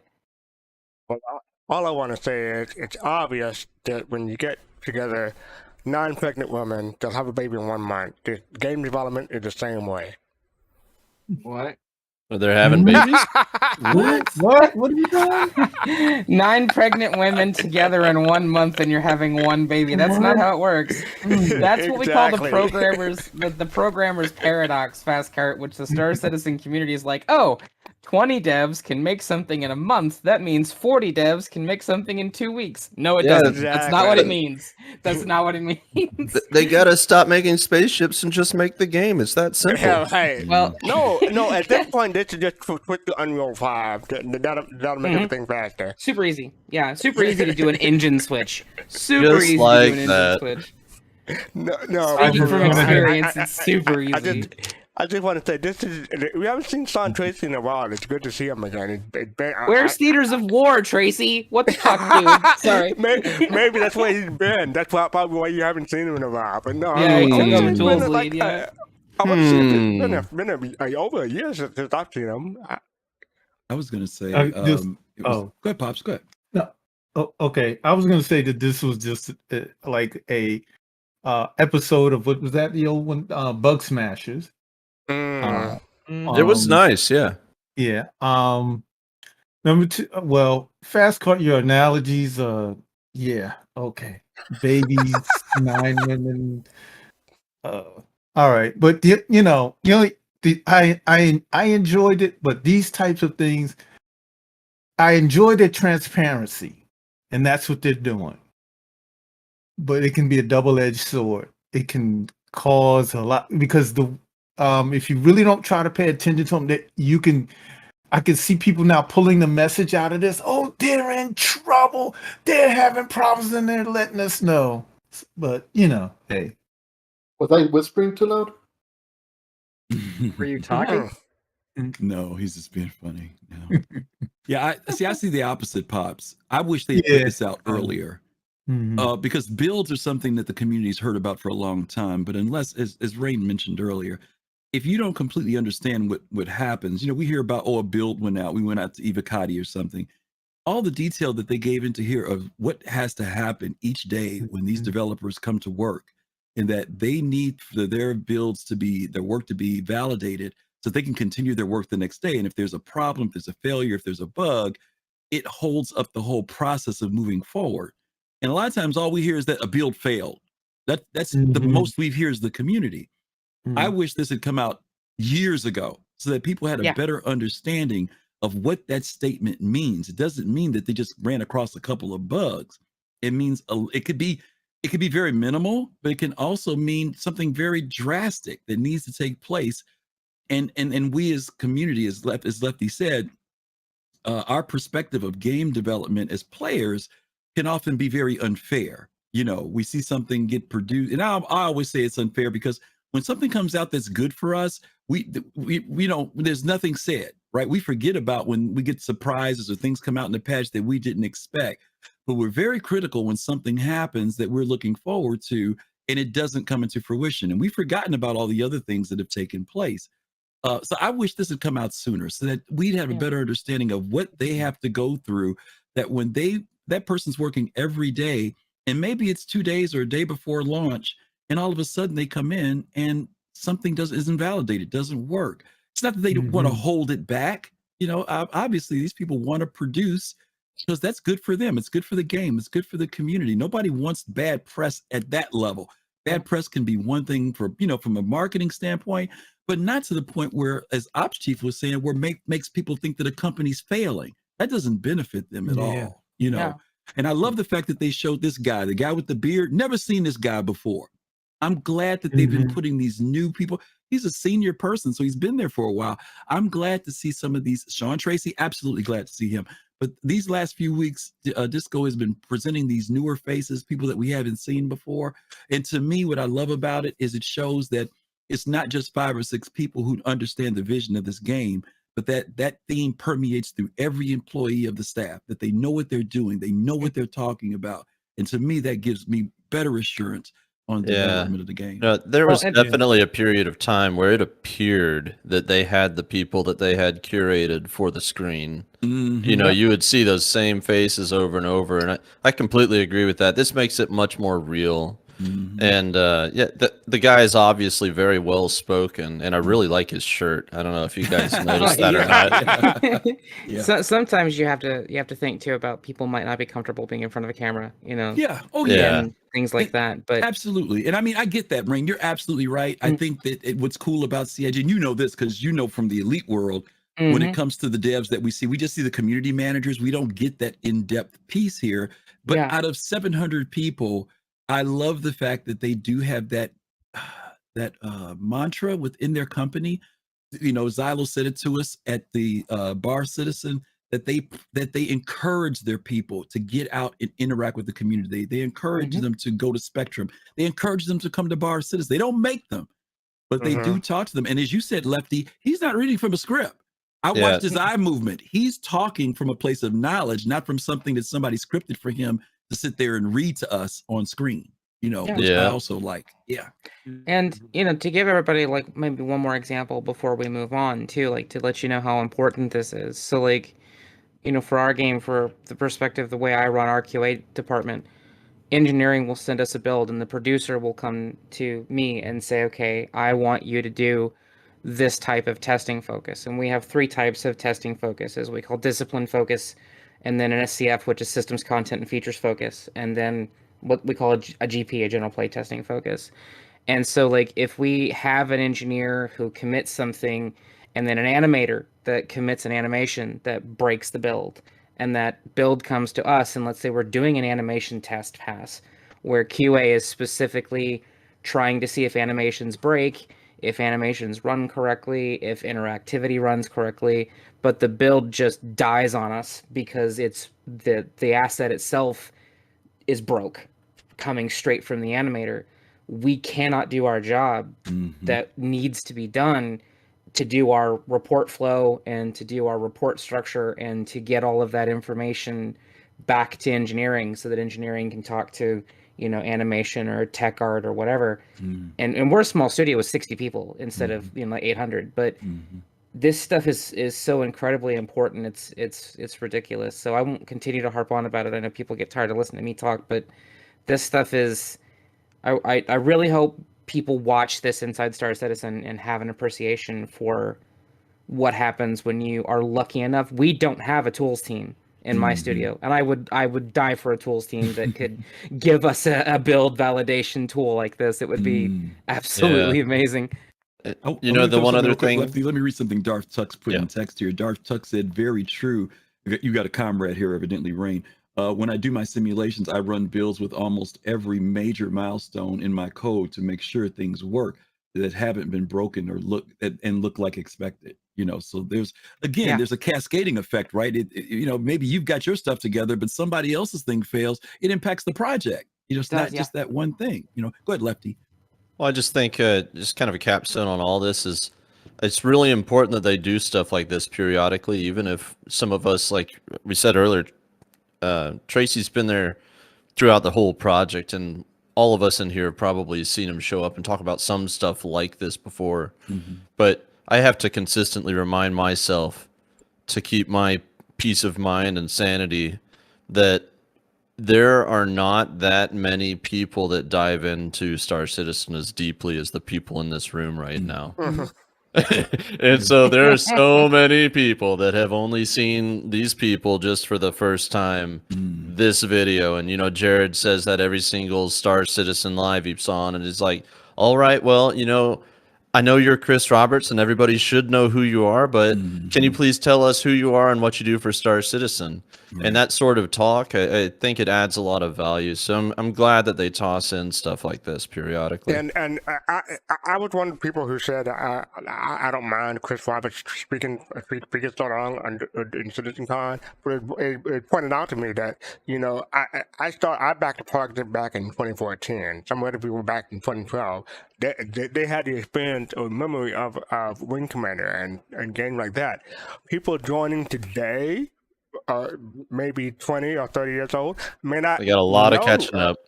May not remember, even know about Wing Commander or Freelancer or all the other stuff. So they're coming into Star Citizen code just hearing what they read on the internet or see on YouTube. So I'm not saying that he doesn't have name recognition anymore, but as time goes on, it is diminishing. All right. With that, I think we should watch the second half of IS2. It's great to see Sean Tracy again. Hope you see him, see more of him. Oh, I do want to say that we do see a couple of these episodes. I want to say every 18 months where they have a behind the scenes of development like this. But I do appreciate them. But I wouldn't mind seeing them more often. So yeah. All right. So here we go. This is what I've been waiting for all week. Are an essential element of the game dev gumbo that we make here. And we're always thrilled when we can give them a few minutes to shine. But up next, the long-awaited, often rumored, Polaris concept model internal layout rework. Now, it's not a series of new concept images like those that were created for the 600i we showcased a few weeks ago, but this is a down-in-the-rough 3D Max model look at the reworked concept mesh to explore the new internal layout so potential pirates can begin plotting out their boarding actions. Enjoy. The Polaris is obviously a really, really old concept. It's been around for a very, very long time. It was one of the more early ships that we did the exterior concept art for. The Polaris came out in, I think, 2017. Lots of features have been added to the game since then that were not known about at that time or couldn't be planned for if they were known about. Like a lot of the older ships, the interior just didn't fit. We couldn't get the size, the scale, or the metrics for how we would want it to appear to actually fit inside the frame that we had. We've really now locked in how we want the interior layout, what the impact of the exterior means, but it's still the same Polaris that everyone originally saw and fell in love with. It just means that now it's kind of fit for purpose, whereas with the initial concepting phase and initial layout, it wasn't quite where we needed it to be. The exterior remains pretty much the same, beyond it has got larger to accommodate some of the interior changes. The role is the same, the key visuals are the same. You may notice, again, some like panel line changes or turret updates. But fundamentally, you look at the Polaris now versus then, it's almost indistinguishable aside from that scale change, and the role remains identical to what it was before. Moving on the inside, however, we have a completely different story. Although there wasn't much seen for what the inside was going to look like, we had to remove a lot of that and just start again. We've fit the entirety of the interior inside of it while taking into account the change in component sizes, where we went from size 0 all the way up to size 10, whereas now we've got much more kind of distinct categorization of our components. We've now got a capital shield generator, capital power plant, capital cooler, all to support the actual size of the ship and the scale of it, especially for what its role is within the actual universe. So, talking layout, we don't have concept images for every single room within the ship, but I can give you an estimation of what you can expect from it. So, you start from the bridge, which has been opened up a bit to give you a bit more space and visibility. Behind that, we then have the escape pod section, where there's escape pods for all the crew to be able to quickly evacuate the ship. Moving behind that, we then have the captain's quarters and office, as well as the CO's office. Behind that again, we then have the armory. Moving further back, we have the crew bunk room and baths and showers. Across from that, we then have the rec area, so it's where the food is, it's where the relaxation is for the actual crew of the ship. Moving back further, we then come towards the centre of the ship, where the actual hangar of the Polaris is, and that's had a bit of a size increase so that it's very comfortable to fit things like a saber in it now. On the left and right hand side, on one side you have the medical facilities, on the other you have the holding cells for any prisoners or wrongdoers that you might get hold of, and then moving back you then have the entrance of where engineering is, which spans about 2 decks. A small section of it is at the rear, which houses some of the more standard components. Then the lower deck of engineering holds the large capital components for the Polaris. Moving back forward then from the rear, we then have the cargo hold.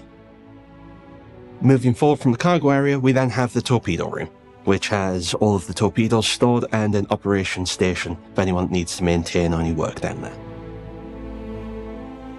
So the Polaris is concept complete. We're pretty happy with the updates to it internally and hope you are as well. And now we are just at the point of scheduling when we can jump it into production. It's naturally a large ship, slightly larger than it was. So it's not going to be a quick endeavor, but we think it's going to be a pretty fruitful one by the end of it. The lessons that we've learned over the years from the evolution of making ships and their interiors have all come into play when we've done the Polaris. And I can't wait for people to be able to see it. So, what did we learn this week? Well, we learned a bit about the build system, how it can break, how it affects development, and how the new asset validation tool and the work of the tools teams themselves aim to combat that day in and day out. That the Polaris concept model internal layout rework is the last necessary step before that much beloved vehicle can move into production proper sometime in the future. And that if you want more information about the process of ship creation and everything that's involved, including a detailed breakdown of the newly revamped vehicle pipeline and a candid discussion of the where, when, and why of all things making spaceships, be sure you check out this year's IAE Special Edition Star Citizen Live up on YouTube. For Inside Star Citizen, I'm Jared Huckabee. We'll see you all here next week. Yeah, I just gotta say, when John Cruz said it's not gonna be a quick endeavor, that he just twisting that knife, man, just twisting that knife. Thank you, John Cruz, for saying that. Appreciate it. So what do people think about the second half of ISC? I'm gonna call Lefty first, just because I'm pretty sure he had something to say. So, oh man, I've got so many things that I could say. I'll just toss out a couple things that I noticed in particular about the ship. And number one, those guns seem a little bit bigger than the Yep. that Dirty Lion ship matrix. But so one big thing to note that everybody, if it sits, it fits, and all that stuff with the hangar. You'll notice one particular thing: the hangar is no longer aligned with the bottom deck. The hangar is aligned with the top deck. The bottom deck is this gigantic nuclear submarine style reactor, and it just looks amazing. And I don't even know if I want to captain the ship. I probably just want to go down on the engineering deck and run around and play and fiddle with all the components of the ship all the time. The other thing that you'll notice is, yes, they advertised the ship originally with a brig, a couple jail cells. There's only literally a couple jail cells. I think they ought to squeeze in a couple more, but I'm a little biased. I thought this was my top tier bounty hunting ship because you can go in with the torpedoes and scare whoever you want into giving up and just getting arrested. But overall, I love everything that they did with the ship. I think they made a really great use of all of the space. I've heard some other people say, oh my God, there's just too much wide open space. But really, when you start looking at it, I think it makes a lot of sense for being able to move around the ship. And they've talked about before, they need to make corridors a little bit wider and stairs a little bit wider for NPC crew to be able to, navigate around without getting hung up on stuff or each other or just the players running past them, stuff like that. And heavy armor. Oh, yeah. And so, you start looking at this ship and its capabilities, and I think it offers a lot. And ever since the very beginning, I've been calling it a capital ship because CIG calls it a capital ship, and I think it delivers capital ship facilities. Can I? Anyone else? Go ahead, Pops. Yeah, I was happy to hear that. What is that? I think it's 3 components got upgraded to capital size. Yeah. Big change. Big change. I was glad to hear about that. I didn't know that there was a SEAL's quarter on the ship. I didn't even know about that. Oh, before I forget, congratulations, Rain, because Thank you. Yeah. Let's see what else I was gonna say. Now I just forgot. I got thrown off. Okay, somebody else can go. I'll take it. Can I say something before Yeah, that? go ahead, Ops. Yeah, sure. This kind of plays in what they said about the Endeavor. Looking at the sizes of these ships, the Polaris is currently at 155 meters, Endeavor at 200, the Idris 242. I don't see it growing as big as an Idris, but definitely as big as an Endeavor. So I could definitely see The this Endeavor's one going going to grow 200. too. But I'm talking current sizes, so I could see this one going to 200. Okay. Yeah, the other thing to mention just on that is that this ship was meant to replace the Idris because the Idris grew too large. So this is the Corvette that's replacing the Idris. So if it grows to be Idris-sized or something even near that, they got to replace this with another concept ship that's smaller. It's not. It's 168 meters. The Saber is 24 meters from front to back, and she's 7 Sabers in length. Nice. So she's about 168, 170 meters. I've been waiting on this thing for a long time. I've also noticed there's 6 turrets because there's a forward ventral mounted turret underneath the bridge. There's the 2 dorsal turrets back by the neck. There's the 2 midships turrets, port and starboard, and then the turret back aft on the fantail, the back end of the ship. That's a dorsal mounted turret on the top and bottom. Yeah. And the crew size has changed because, the Matrix was 24, but there's 12 escape pods on the ship, and the bunk looks like 6 total sets of double bunks, Carrack-sized double bunks, plus the captain. So, plus the CO as well. Yeah, well, I mean, that part's annoying the hell out of me as somebody Yeah, that I was in going to ask Navy. you, Rain, you're Navy, aren't you? Yeah, I was Navy, yeah. Isn't that supposed to be EXO? It's supposed to be EXO. Yeah, because thanks. I was like, losing my CO mind. is commanding officer, which Right. if you have a captain on the ship, the captain is the commanding officer. Yeah, it says Yeah. CO, and I was gonna bring that up. Yeah. That's like the one thing I was gonna bring up. I I'm heard like, CO. ass rain, because I'm like gonna lose my mind. So wait a minute, is it VIP transport then? It's got a commanding officer and a VIP. Well, it's got the suite. captain's quarters and the CEO's quarters, but Yeah. that's the same thing. So It's the same thing, yeah. obviously, it's supposed to be the XO. That's the only thing I wanted to bring up. Besides the fact it's a cool ship. But no, this is cool too, because this also shows me that SIG is the pipeline as I mean, look, because you can see that turret underneath the bridge there too in this image, and then those two top, and then the two in the middle. She's a warship, like through and through, and I'm glad that they knocked the crew size down a little bit to make it a little bit more reasonable. But to give y'all an example, my ship in the Navy had 330 people on it and was just a little bit bigger, so just take that into consideration. By the way, I did look at the ship matrix just now, and according to the ship matrix, it was updated. The Polaris was updated yesterday. So Really? That Lion ship matrix. But I don't know. But I don't know what changed. I don't have a Polaris, so y'all can look and tell me. But I brought this up before the show, and Griffin can help me out with this. But this was first concepted in 2017, and I'd have thought that they would have had metrics figured out by then. This is 5 years ago, but evidently they were still having issues with metrics. And Griffin, can you explain why again? Yeah, I mean, we talked a little bit about metrics, and for those of you all who know me, we use that term in a generic sense, but much of the artwork and concept art that we saw in a lot of the earlier ships was all done. It was a straight concept artwork. And CIG over time, as they began to create the different models for each of the manufacturers, they had to adjust those metrics based on design of the ships. Lefty just referred to the fact that they also have had to look at NPC interaction on ships. So it's not just us running around on a Retaliator, for example. They recently said that they had to do a rework on it because as you guys know, the Retaliator has hallways on the port and starboard sides, and they were saying that they weren't wide enough for you as a player to walk through, as well as an NPC to have a path through.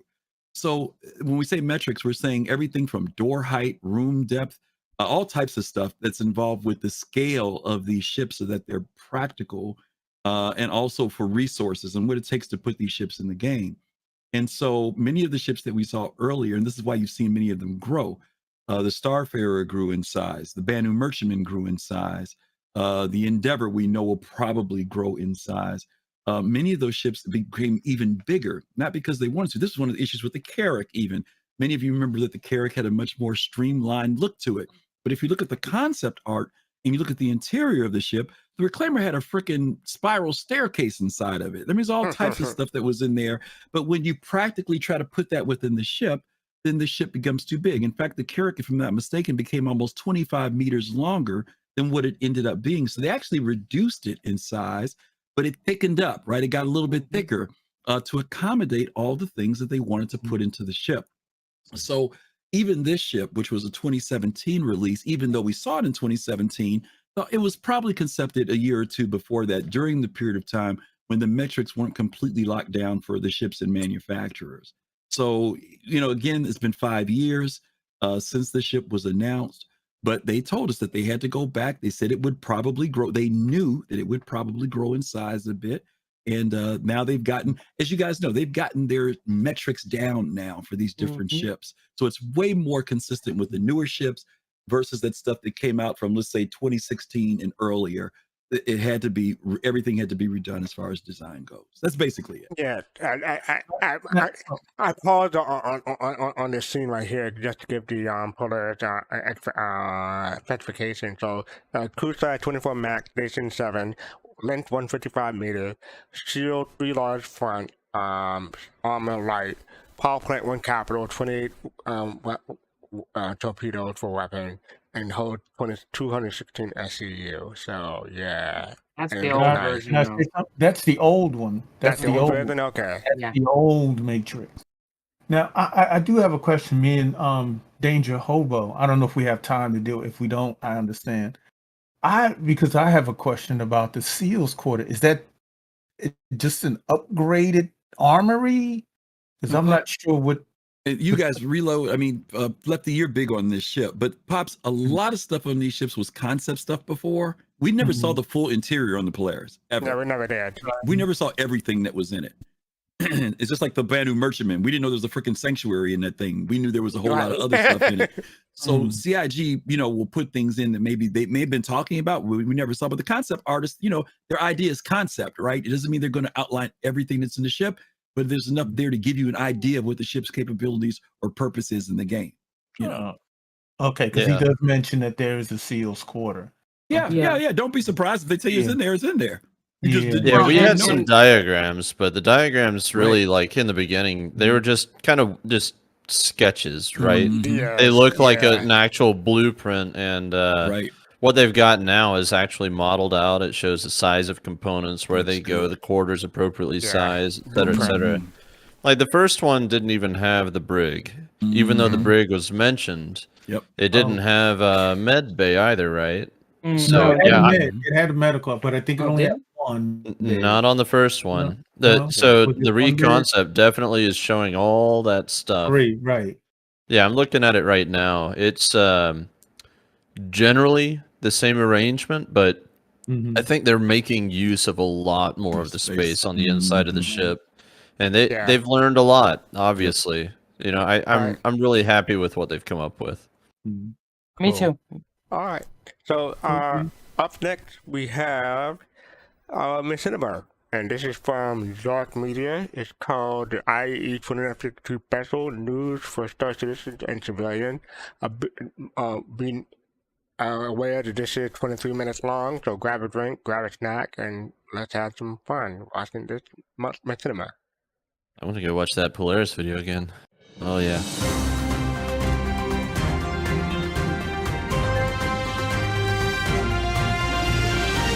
You're watching Hellboy Galactic.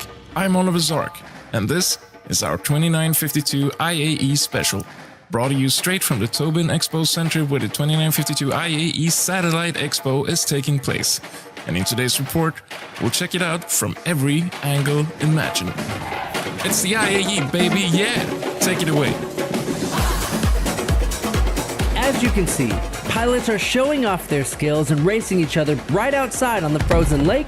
The vibes are just right here in the big NB. It's the first day of the event, and we are so ready to head off to the showroom floor. The IAE 2952 official sponsor, Drake Interplanetary, gets the expo started with a bang.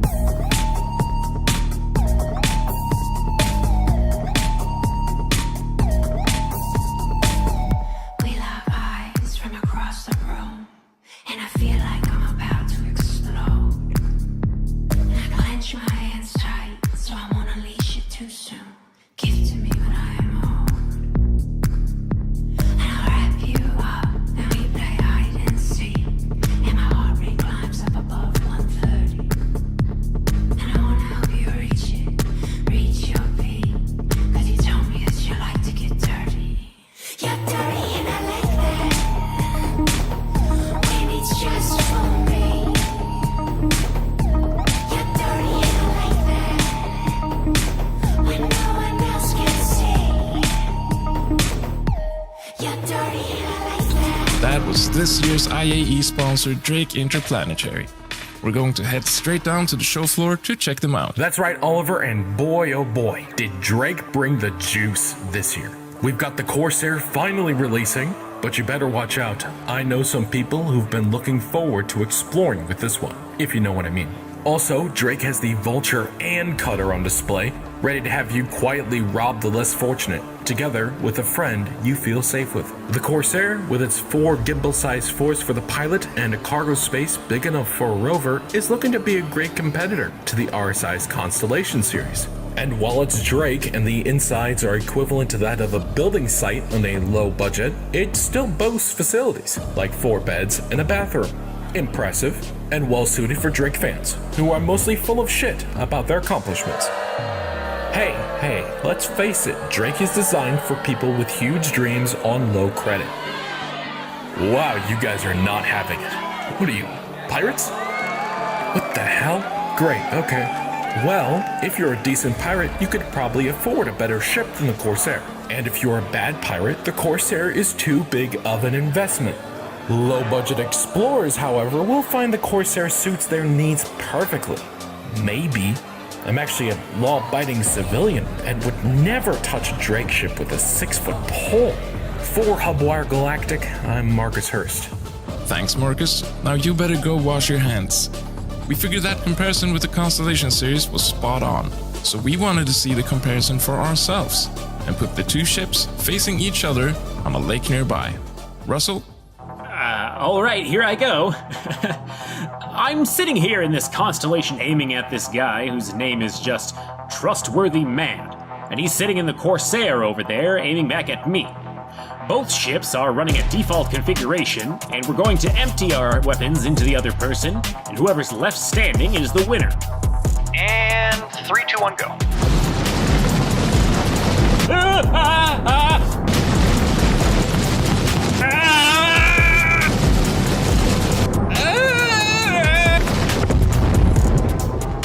With their shields still sitting at 61%, Trustworthy Man and his Corsair is the clear winner. So why are people saying these two ships are equal in combat? The answer can be found in space, where mobility in itself becomes a weapon. As you can see, the Corsair has trouble keeping up with the mobility of the Constellation. There we go, it's a draw. And Russell, I know you're having a rough day, but let us know when you're ready for the next test. Now, before we continue on from the IAE, let's follow up on our reporter Josh Gunyon, who disappeared on air in our last report. A lot of you guys found us on Spectrum and demanded to know if he was safe, and I'm happy to say we've found him. Hello, viewers. Josh, why don't you tell the people where you are? Sure. About a year ago, I was on vacation and had set my imprint on board a cruise ship in the Goss system. Apparently, since I left, the ship was boarded by pirates and had its entire crew abducted, and the ship was left drifting in deep space. However, they left the power on the sphere running. So, when I woke up alone on a cruise ship, I had to spend several days reading the manual to even be able to fly the thing. I mean, after I ate the whole cake stock, of course. When I managed to get the ship close to Cassell, I was taken into custody, accused of being one of the pirates. Wow, so where are you now? I'm still in Lyre here on Cassell, and I'm staying here to treat myself to a little vacation after this whole debacle.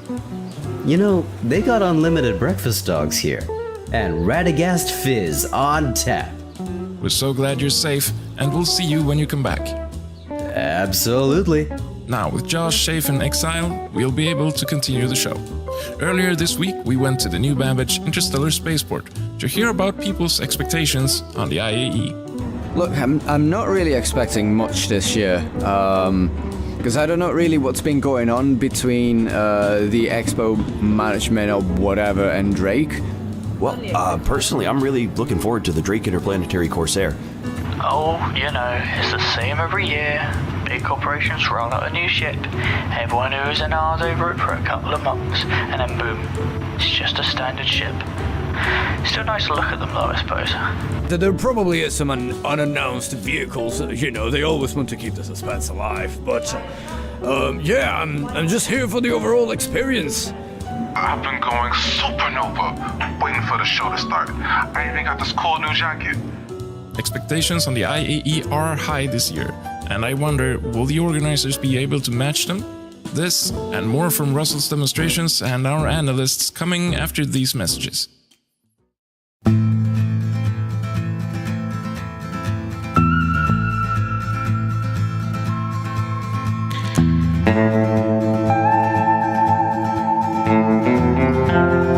Uh-oh, what's up there?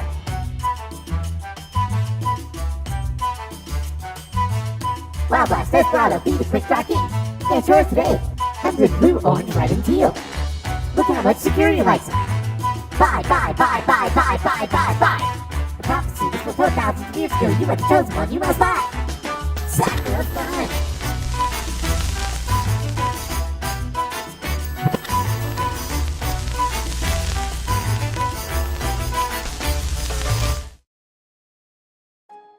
We're still here in New Babbage for the IAE, and we'll stay here all the way to the end. But how did we end up here? It's time for our reporter Jake Foley to tell us about the origins of the Expo. Away from the main event in Kiel, the Intergalactic Aerospace Satellite Expo is once again taking place here in New Babbage, and for the third year in a row, organizers are making use of the Tobin Expo Center. To many of us, the yearly visit is quickly becoming a cultural landmark and tradition. Some of us even stay as long as Luminalia, which has left pilots visiting New Babbage to come up with creative ways to celebrate the holiday away from their usual peers. So how did the Expo become so important? It all started back in 2667, when former Marine pilot Audrey Timmerman opened up her new business, Intergalactic Aerospace Repairs. Accomplished as she was, business was booming, and during her off hours, she was devoting herself to her true passion of modifying human ships with Xi'an tech. 3 years later, in 2670, Timmerman managed to fit her RSI Aurora Poby with some Xi'an thrusters, and together with other ship modding enthusiasts, they loaded up their ships on a transporter and took off to Castor to test fly and try out their modifications. The gathering was a success, and the test flights on Castor became an annual event. After a couple years, organizations started approaching Timmerman about sponsoring the event, and so, as things became official, Timmerman borrowed the name from her business, and the gathering was aptly named the Intergalactic Aerospace Expo, organized on Castor every year until 2847, when the board of directors for the IAE felt they wanted more exposure. They decided the expo location would rotate, coming to a new planet each year, and they stuck to that decision for 60 years. However, during the 2913 Expo on Asura in the Pharaon system, the event was almost cancelled because of Asura's inability to meet the hangar and power standards specified in the IAE contract. This was a near disaster for the organizers, and they could clearly see how fragile the event actually was, depending on a new set of economy and infrastructures every year. Seeing the opportunity to capitalize on the near-disastrous Expo of 2913, the then-governor of Severus in Kiel offered to make vast improvements to his already almost perfect Expo city if the board would agree to make Kiel the permanent home of the IAE. And the Expo, still shaken up from the events on Asura, has ever since that day had Kiel as its home. 5 years ago in 2948, at the same time as the main event in Kiel, the IAE organized its first satellite expo in Lorville. And subsequently, the IAE has held annual satellite expos on different planets around the Stanton system, with Microtech coming out to be the board's favorite planet to host the expo. For Hubwire Galactic, I'm Jake Foley. What a story. And did you know those other ship modders back in the early days of the IAE thought Audrey was selling out when she agreed to having the event sponsored? I mean, I get their point, but I'm also so glad she did. That way, we get to stand here today and experience and talk about the expo. Though I have been wondering, New Babbage? Again? During the initial plans, we decided we wanted the Satellite Expo to be rotating around the planets of Stanton. With all the opportunity for bounty hunting, it's a great system to try out some fighter ships. So why have 3 years gone by and the IAE is still hosted on Microtech? Well, simply put, Microtech is the only planet deemed suitable. Having the IAE in Orison would give Crusader Industries an unfair advantage compared to the others. But if Crusader will sponsor an event in the future, Orison might be up for discussion. Our corp doesn't allow for proper land vehicle testing, and Hurston, well... Any last words for the people watching at home? Yes, we're hoping the only war you're having at home is the war against your spouse over your wallet. Thank you, Nadine. I'm Aaron Harper. Back to you, Oliver. Now, I don't know about you guys, but all that talk about my wallet got me all excited to hear about this year's rumors and expectations. Simon? If we gathered anything from last year's ship showdown, it should be that buyers are looking at affordable civilian sector ships rather than anything else. And by looking at this past year's developments, we can clearly see the effects of last year's vote. Origin, for example, has the 600i on its way to get a modernised interior. Crusader Industries, with both the Hercules and the Mercury series making the final 4, recently unveiled the smaller Spirit series, offering variants for cargo, bombing or personal transport. And finally, last year's shocker, the MPUV cargo taking first place, might have inspired Anvil Aerospace to release a new version of their very own and very small Pisces model, coming later this week. The Pisces was also one of the ships that made the cut for this year's Final Four, further letting manufacturers know buyers are still looking at affordable options. Moving on to speculations, where we have high hopes Argo will try to capitalise on last year's success of their MPUV cargo by showing something new. Furthermore, it's barely still a rumour, but more of a fact that Anvil will release a medical variant of their Pisces model. However, while we do look forward to Anvil Day, we're actually most curious about RSI. Every year they have brought something new and exciting. Last year it was the Scorpius, the year before that it was the Perseus, and in 2949 it was the Mantis. Now during this year's Invictus Week they did release the Scorpius, but we'd already known about it for a full year. During 2952 there still hasn't been any news coming from RSI, and for the IAE they're booked for the very last day. Now, we haven't actually heard of anything concrete regarding RSI, but based on history and statistics, we're very keen on seeing if they'll actually go a full year without unveiling anything, which would be a first in a very long time for the company. Our guess, though, is they've got an ace up their sleeve. For Hubwire Galactic, I'm Simon Wolf. Thank you, Simon. It will be exciting to see what the coming days will bring.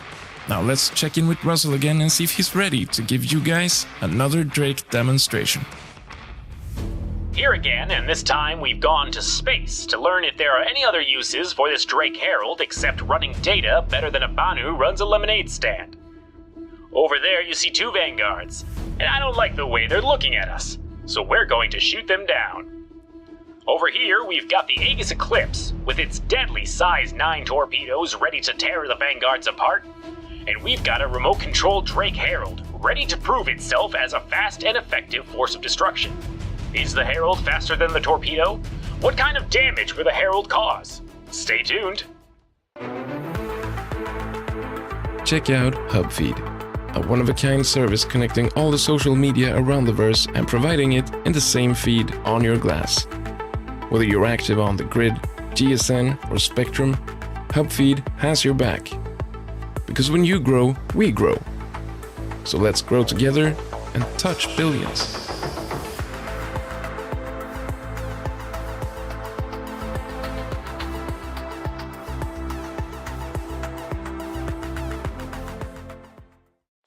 And we're back. Are we ready to launch? Great. Herald versus Torpedo in 3, 2, 1, launch. And there they go! The Herald is off to an initial lead. The torpedo veers off and goes after the Herald instead. Herald hits, but stays alive. Boom! Looks like the torpedo changed its course again, finally hitting the Herald's target, finishing it off for good. And what did we learn? The Herald is fast and somewhat sturdy, and cross-section torpedoes are unreliable. For Hubwire Galactic, I'm Russell Gainsley. Good job today, Russell, and good job all around to the entire team. This is goodbye for now as well. Hang on. Mox? Oliver Zark, good to see you, man. What are you doing here? I am in the show this year. You're in the show? I'm in the show. Wow, for which day? I'm okay, so I'm not in the show as much as I am part of the advertisement campaign. So check it out, listen. You know how every year they show off their big gunships and you always see the commercials where they're flying around blowing people up? Yeah, for sure. So they put out a call for some pilots, and I got chosen because, you know, I'm pretty awesome. But, hey Todd, this is he's in it with me. That's Todd. Excuse me, we're filming over here. Could you please? Yeah, just sit down, man. Be cool. Be cool. Anyway, so listen. Yeah, continue. So I sent in my resume. They accepted it because they want some live fire targets. So the contract states that if you get shot out of the sky, they will reimburse you your ship. So I scrounged up enough cash. I bought a ship. It doesn't have gravity or internal atmosphere, but it can get out of atmosphere. What's it called? I did not name it. It has a call sign number. The XL42B, I think. Anyway. What do you mean it doesn't have atmosphere? Does it have engines? Is this like a little shoebox they gave you? I mean, I didn't have a lot of money. So anyway, it can get into the atmosphere. I can get it to where it needs to be. Uh-huh. They're going to shoot me out of the sky. And there's one thing I can do well. It's get shot down and wake up in the hospital. So I'm getting me a new ship. Have you done this before? Get shot down? Yeah. That's how I lost my last ship. The one before it. The one before that. Do you keep count of your cycles? Okay, so I did check my insurance. I should have enough for at least 1 or 2 more clone cycles. You're going. So I should be what? could be 1 more cycle. Should be good. Yeah, but listen, I'm gonna get a brand new ship. It's gonna be awesome. It's gonna have that cool red paint job that you see in the commercials. Yeah, for sure. Sounds good. Do you know what ship you're getting? Well, it says it's comparable to the model that you lost, but I mean, this thing is so old, there's nothing comparable. I mean, maybe I'll just get an Aurora or something, but anything that's got like a bed in it or just place that I can run cargo is going to be fine. So, fine for risking your last cycle. Well, I cannot live on this planet anymore. Do you have any idea how long I've been in this place? No, These I don't. people are crazy. Todd, tell him. Todd? No comment, Todd. Thanks, bro. He's hiding in the... That guy. Where did you actually find him? Todd? He is going to be my co-pilot. What? This is a great opportunity, Zark. We can't all have fancy shoes and work in the media, okay? Yeah, some of us have to lug packages, and without a ship, I can't lug packages. I got a question for Todd, though. Todd, if you spot any dangers, what will you tell Mox? Seriously, you're going to check your text now? Oh yeah, he's really reliable, that guy. Look, all I have to do is get into space, get into position, and take some fire. It'll be fine. What could possibly go wrong? Yeah, what could possibly go wrong? Listen, Mox, I hope I see you during the next event again. Catch up with me. Which day are you gonna do your stunt? Hold on, let me check my. Maybe Todd knows. Hold on, It is day scratch 2. Your butt there, Todd. Great. Day 2. All right, day 2 live fire exercise. I am target ship 4. Target ship. Oh, there's several targets. Yeah. I mean, when you see the 4th guy get got, that's me. I'm gonna be in the commercial. Moving up in the world. Mm-hmm.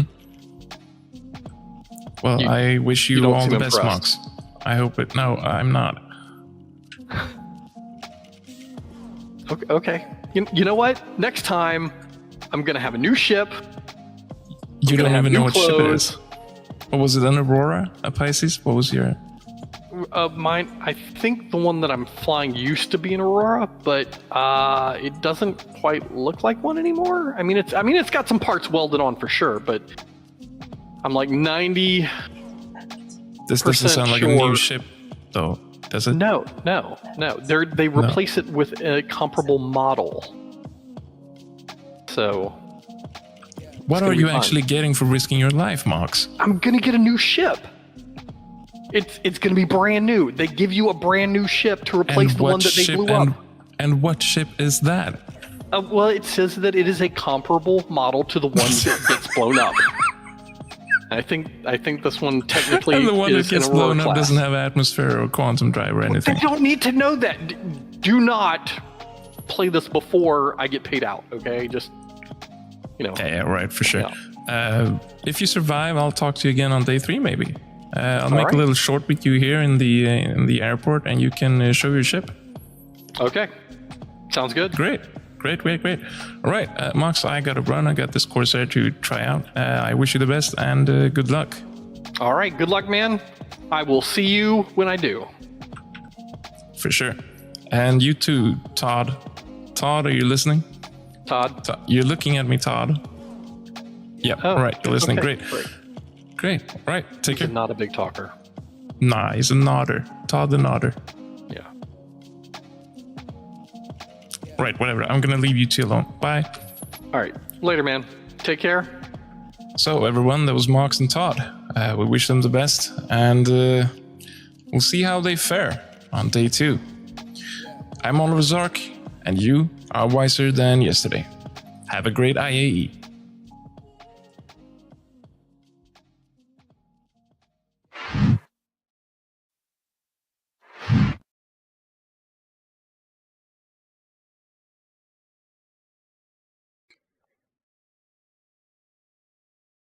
So y'all was still muted when I came back. That was interesting. All I've got to say is, wow, like that is prime content. Is there a second day? Because I want to see Mox or Mott get blown up. Where's that one at? Me, this show was reminiscent. This was reminiscent of like British '60s comedy shows where, like, the first minute or so is like you just see the dancing, like hippies dancing and the music, and then the typical British dry humor. That's what it was to me.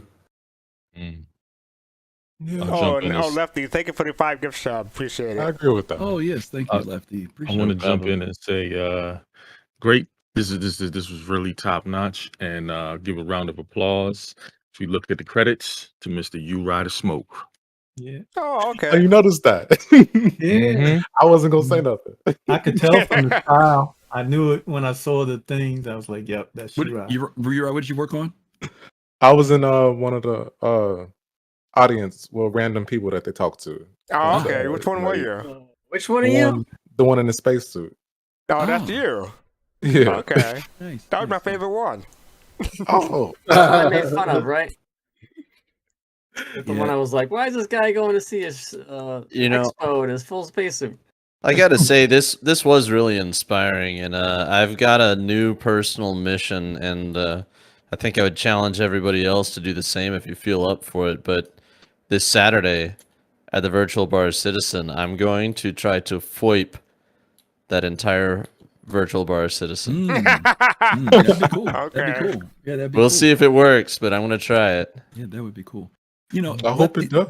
Lefty, you said something earlier, and you said that, would you be willing to see something like this in game? I know we've talked about this before, and Fist and Pops know I've just recently had conversations with them about, how CIG will later expand communications throughout the game, whether it's listening to music, like in games like GTA 5, you can turn on and listen to music.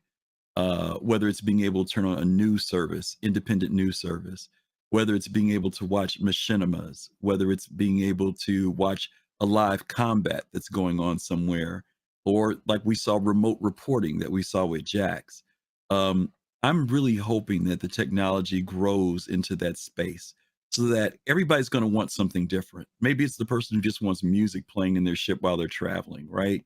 And music that's licensed out to be played in game, or whether it is what is maybe your org is having a battle somewhere, and while you're en route you can tune in and actually watch what's happening in a live feed. There's a lot of promise.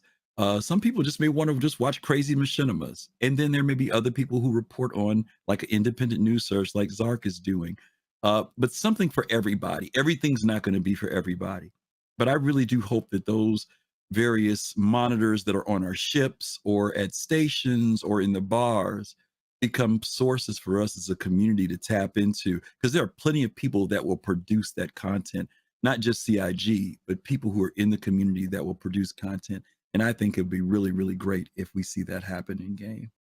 Before anyone else responds, I just want to say thank you, Toys Grouping, for the raid for 6 people. Toy. We were going to send people your way. To the stream. we're kind of wrapping up, unfortunately, but we just watched the cinema from Dark Media, so we're discussing that. But yes, go ahead. It's funny. I had Toy set up to raid him, and he raided us. So much for that idea. Okay, we'll move on to somebody different.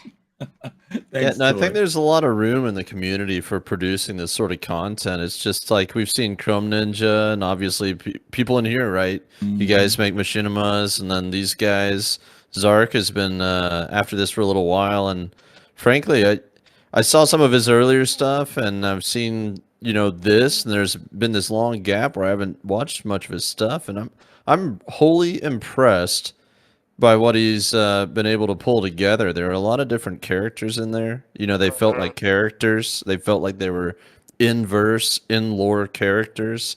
And I said it in the text chat too, but this whole machinima, it was almost too real, right? When they started talking about visiting IAE and their expectations and whatnot, it was way too real. Someone in chat said they felt attacked. So yeah. Yeah, no, it was totally real. But I think there's a lot of potential for even more people to move into this space with Star Citizen. Star Citizen has always been kind of the word of mouth Kickstarter backed video game, right? And so all of the marketing, I think lately, some people have been saying that they've been seeing Star Citizen advertisements popping up on YouTube, which has really surprised me a bit. That's kind of one of the telltale signs that they're making some major strides. But if some other people, I would encourage anybody that saw this and said, hey, I kind of want to do that, go ahead and jump into it and try it, because I think there's a lot of potential for this. And yes, there's spaceships dedicated to in-game newscasting, the Reliant Mako. Right. And I think they've said something about camera drones at some point. And obviously we have the director camera mode in the game. There's people that have what's it called? Reshader. They get that installed and configured, and I believe that plays nicely with Easy Anti-Cheat. G-Shade, I hadn't heard about that one. I know Reshade, G-Shade, and then a couple others.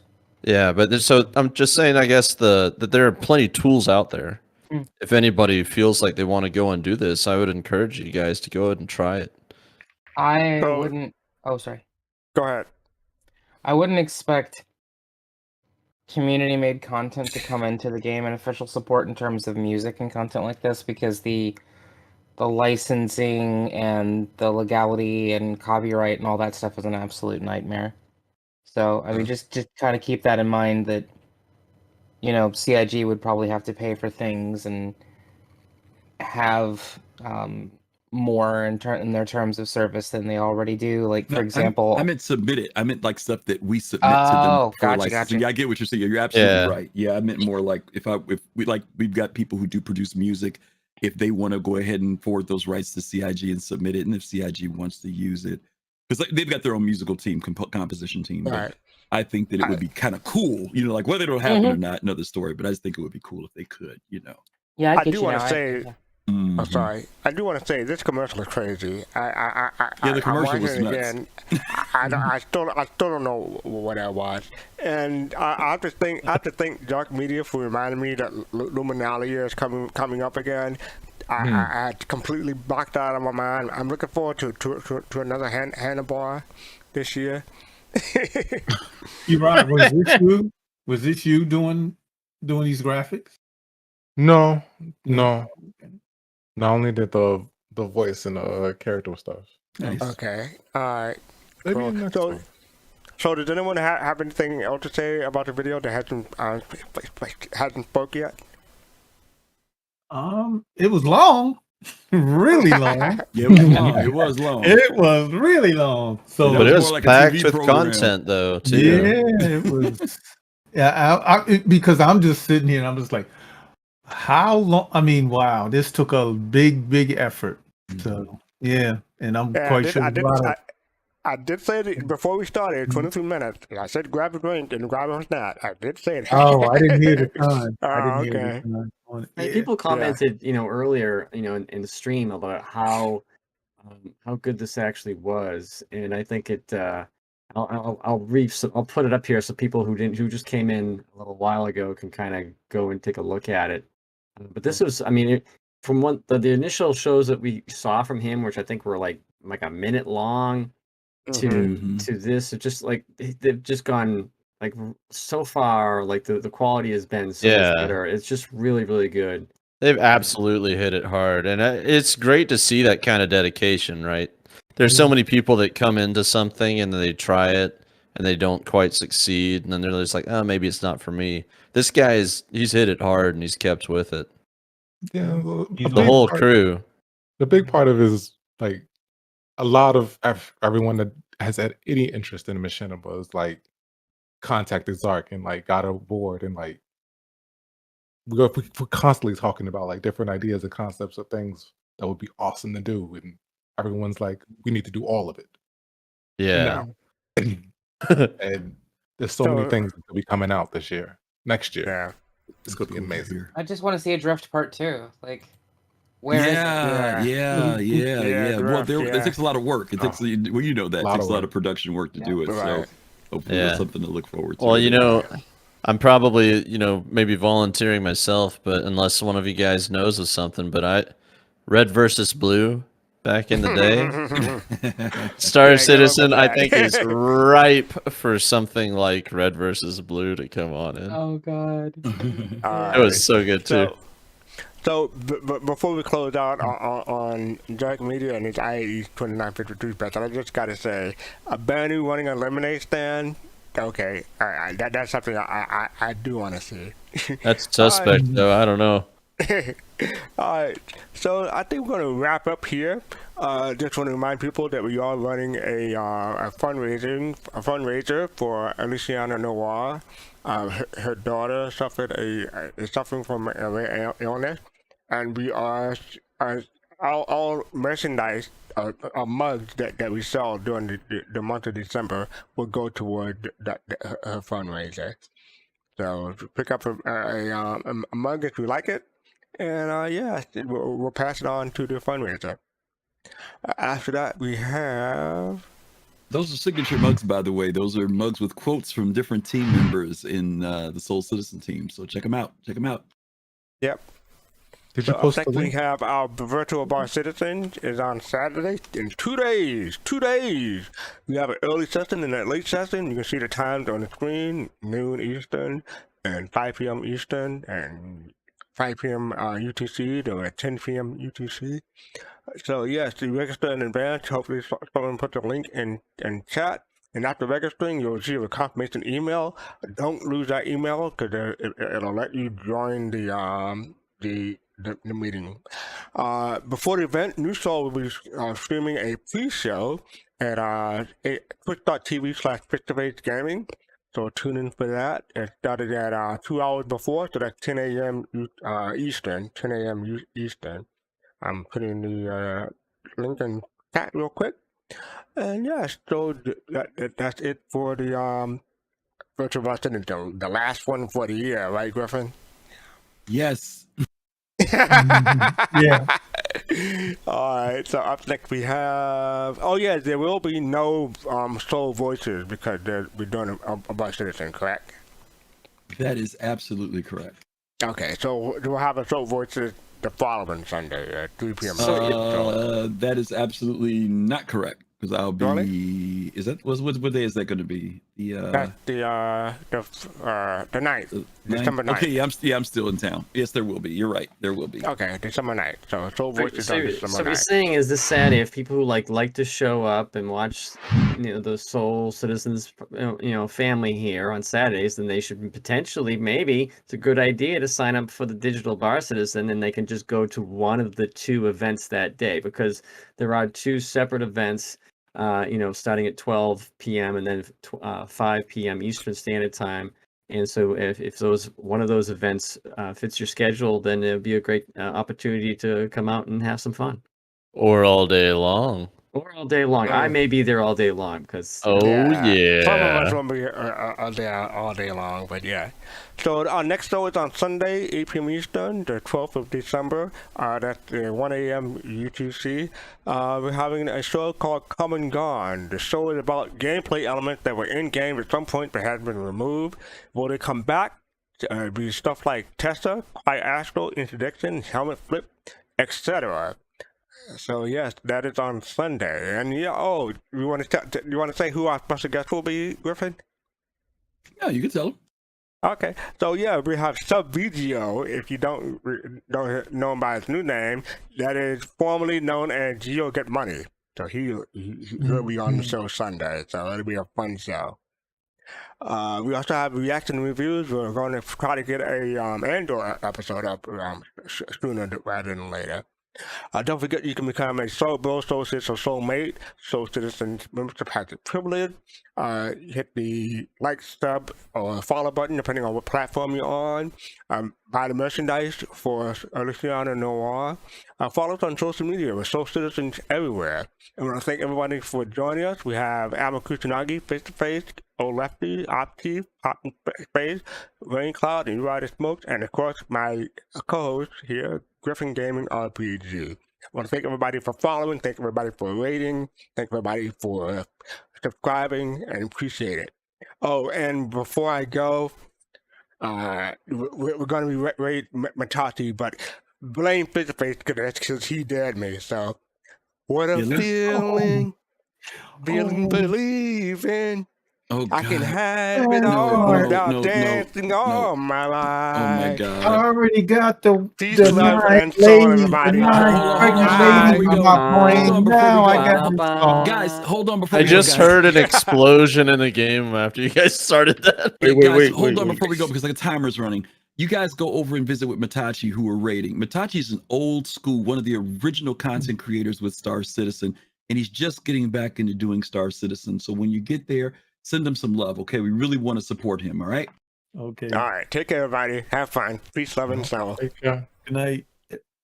Take care, everybody.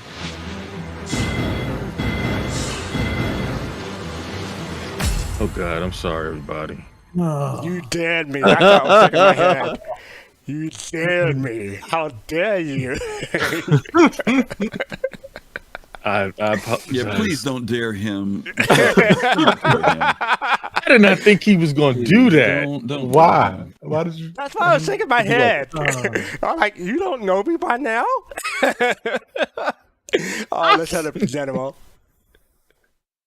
Oh my God. Oh, I'm still streaming. Let me close out the stream first.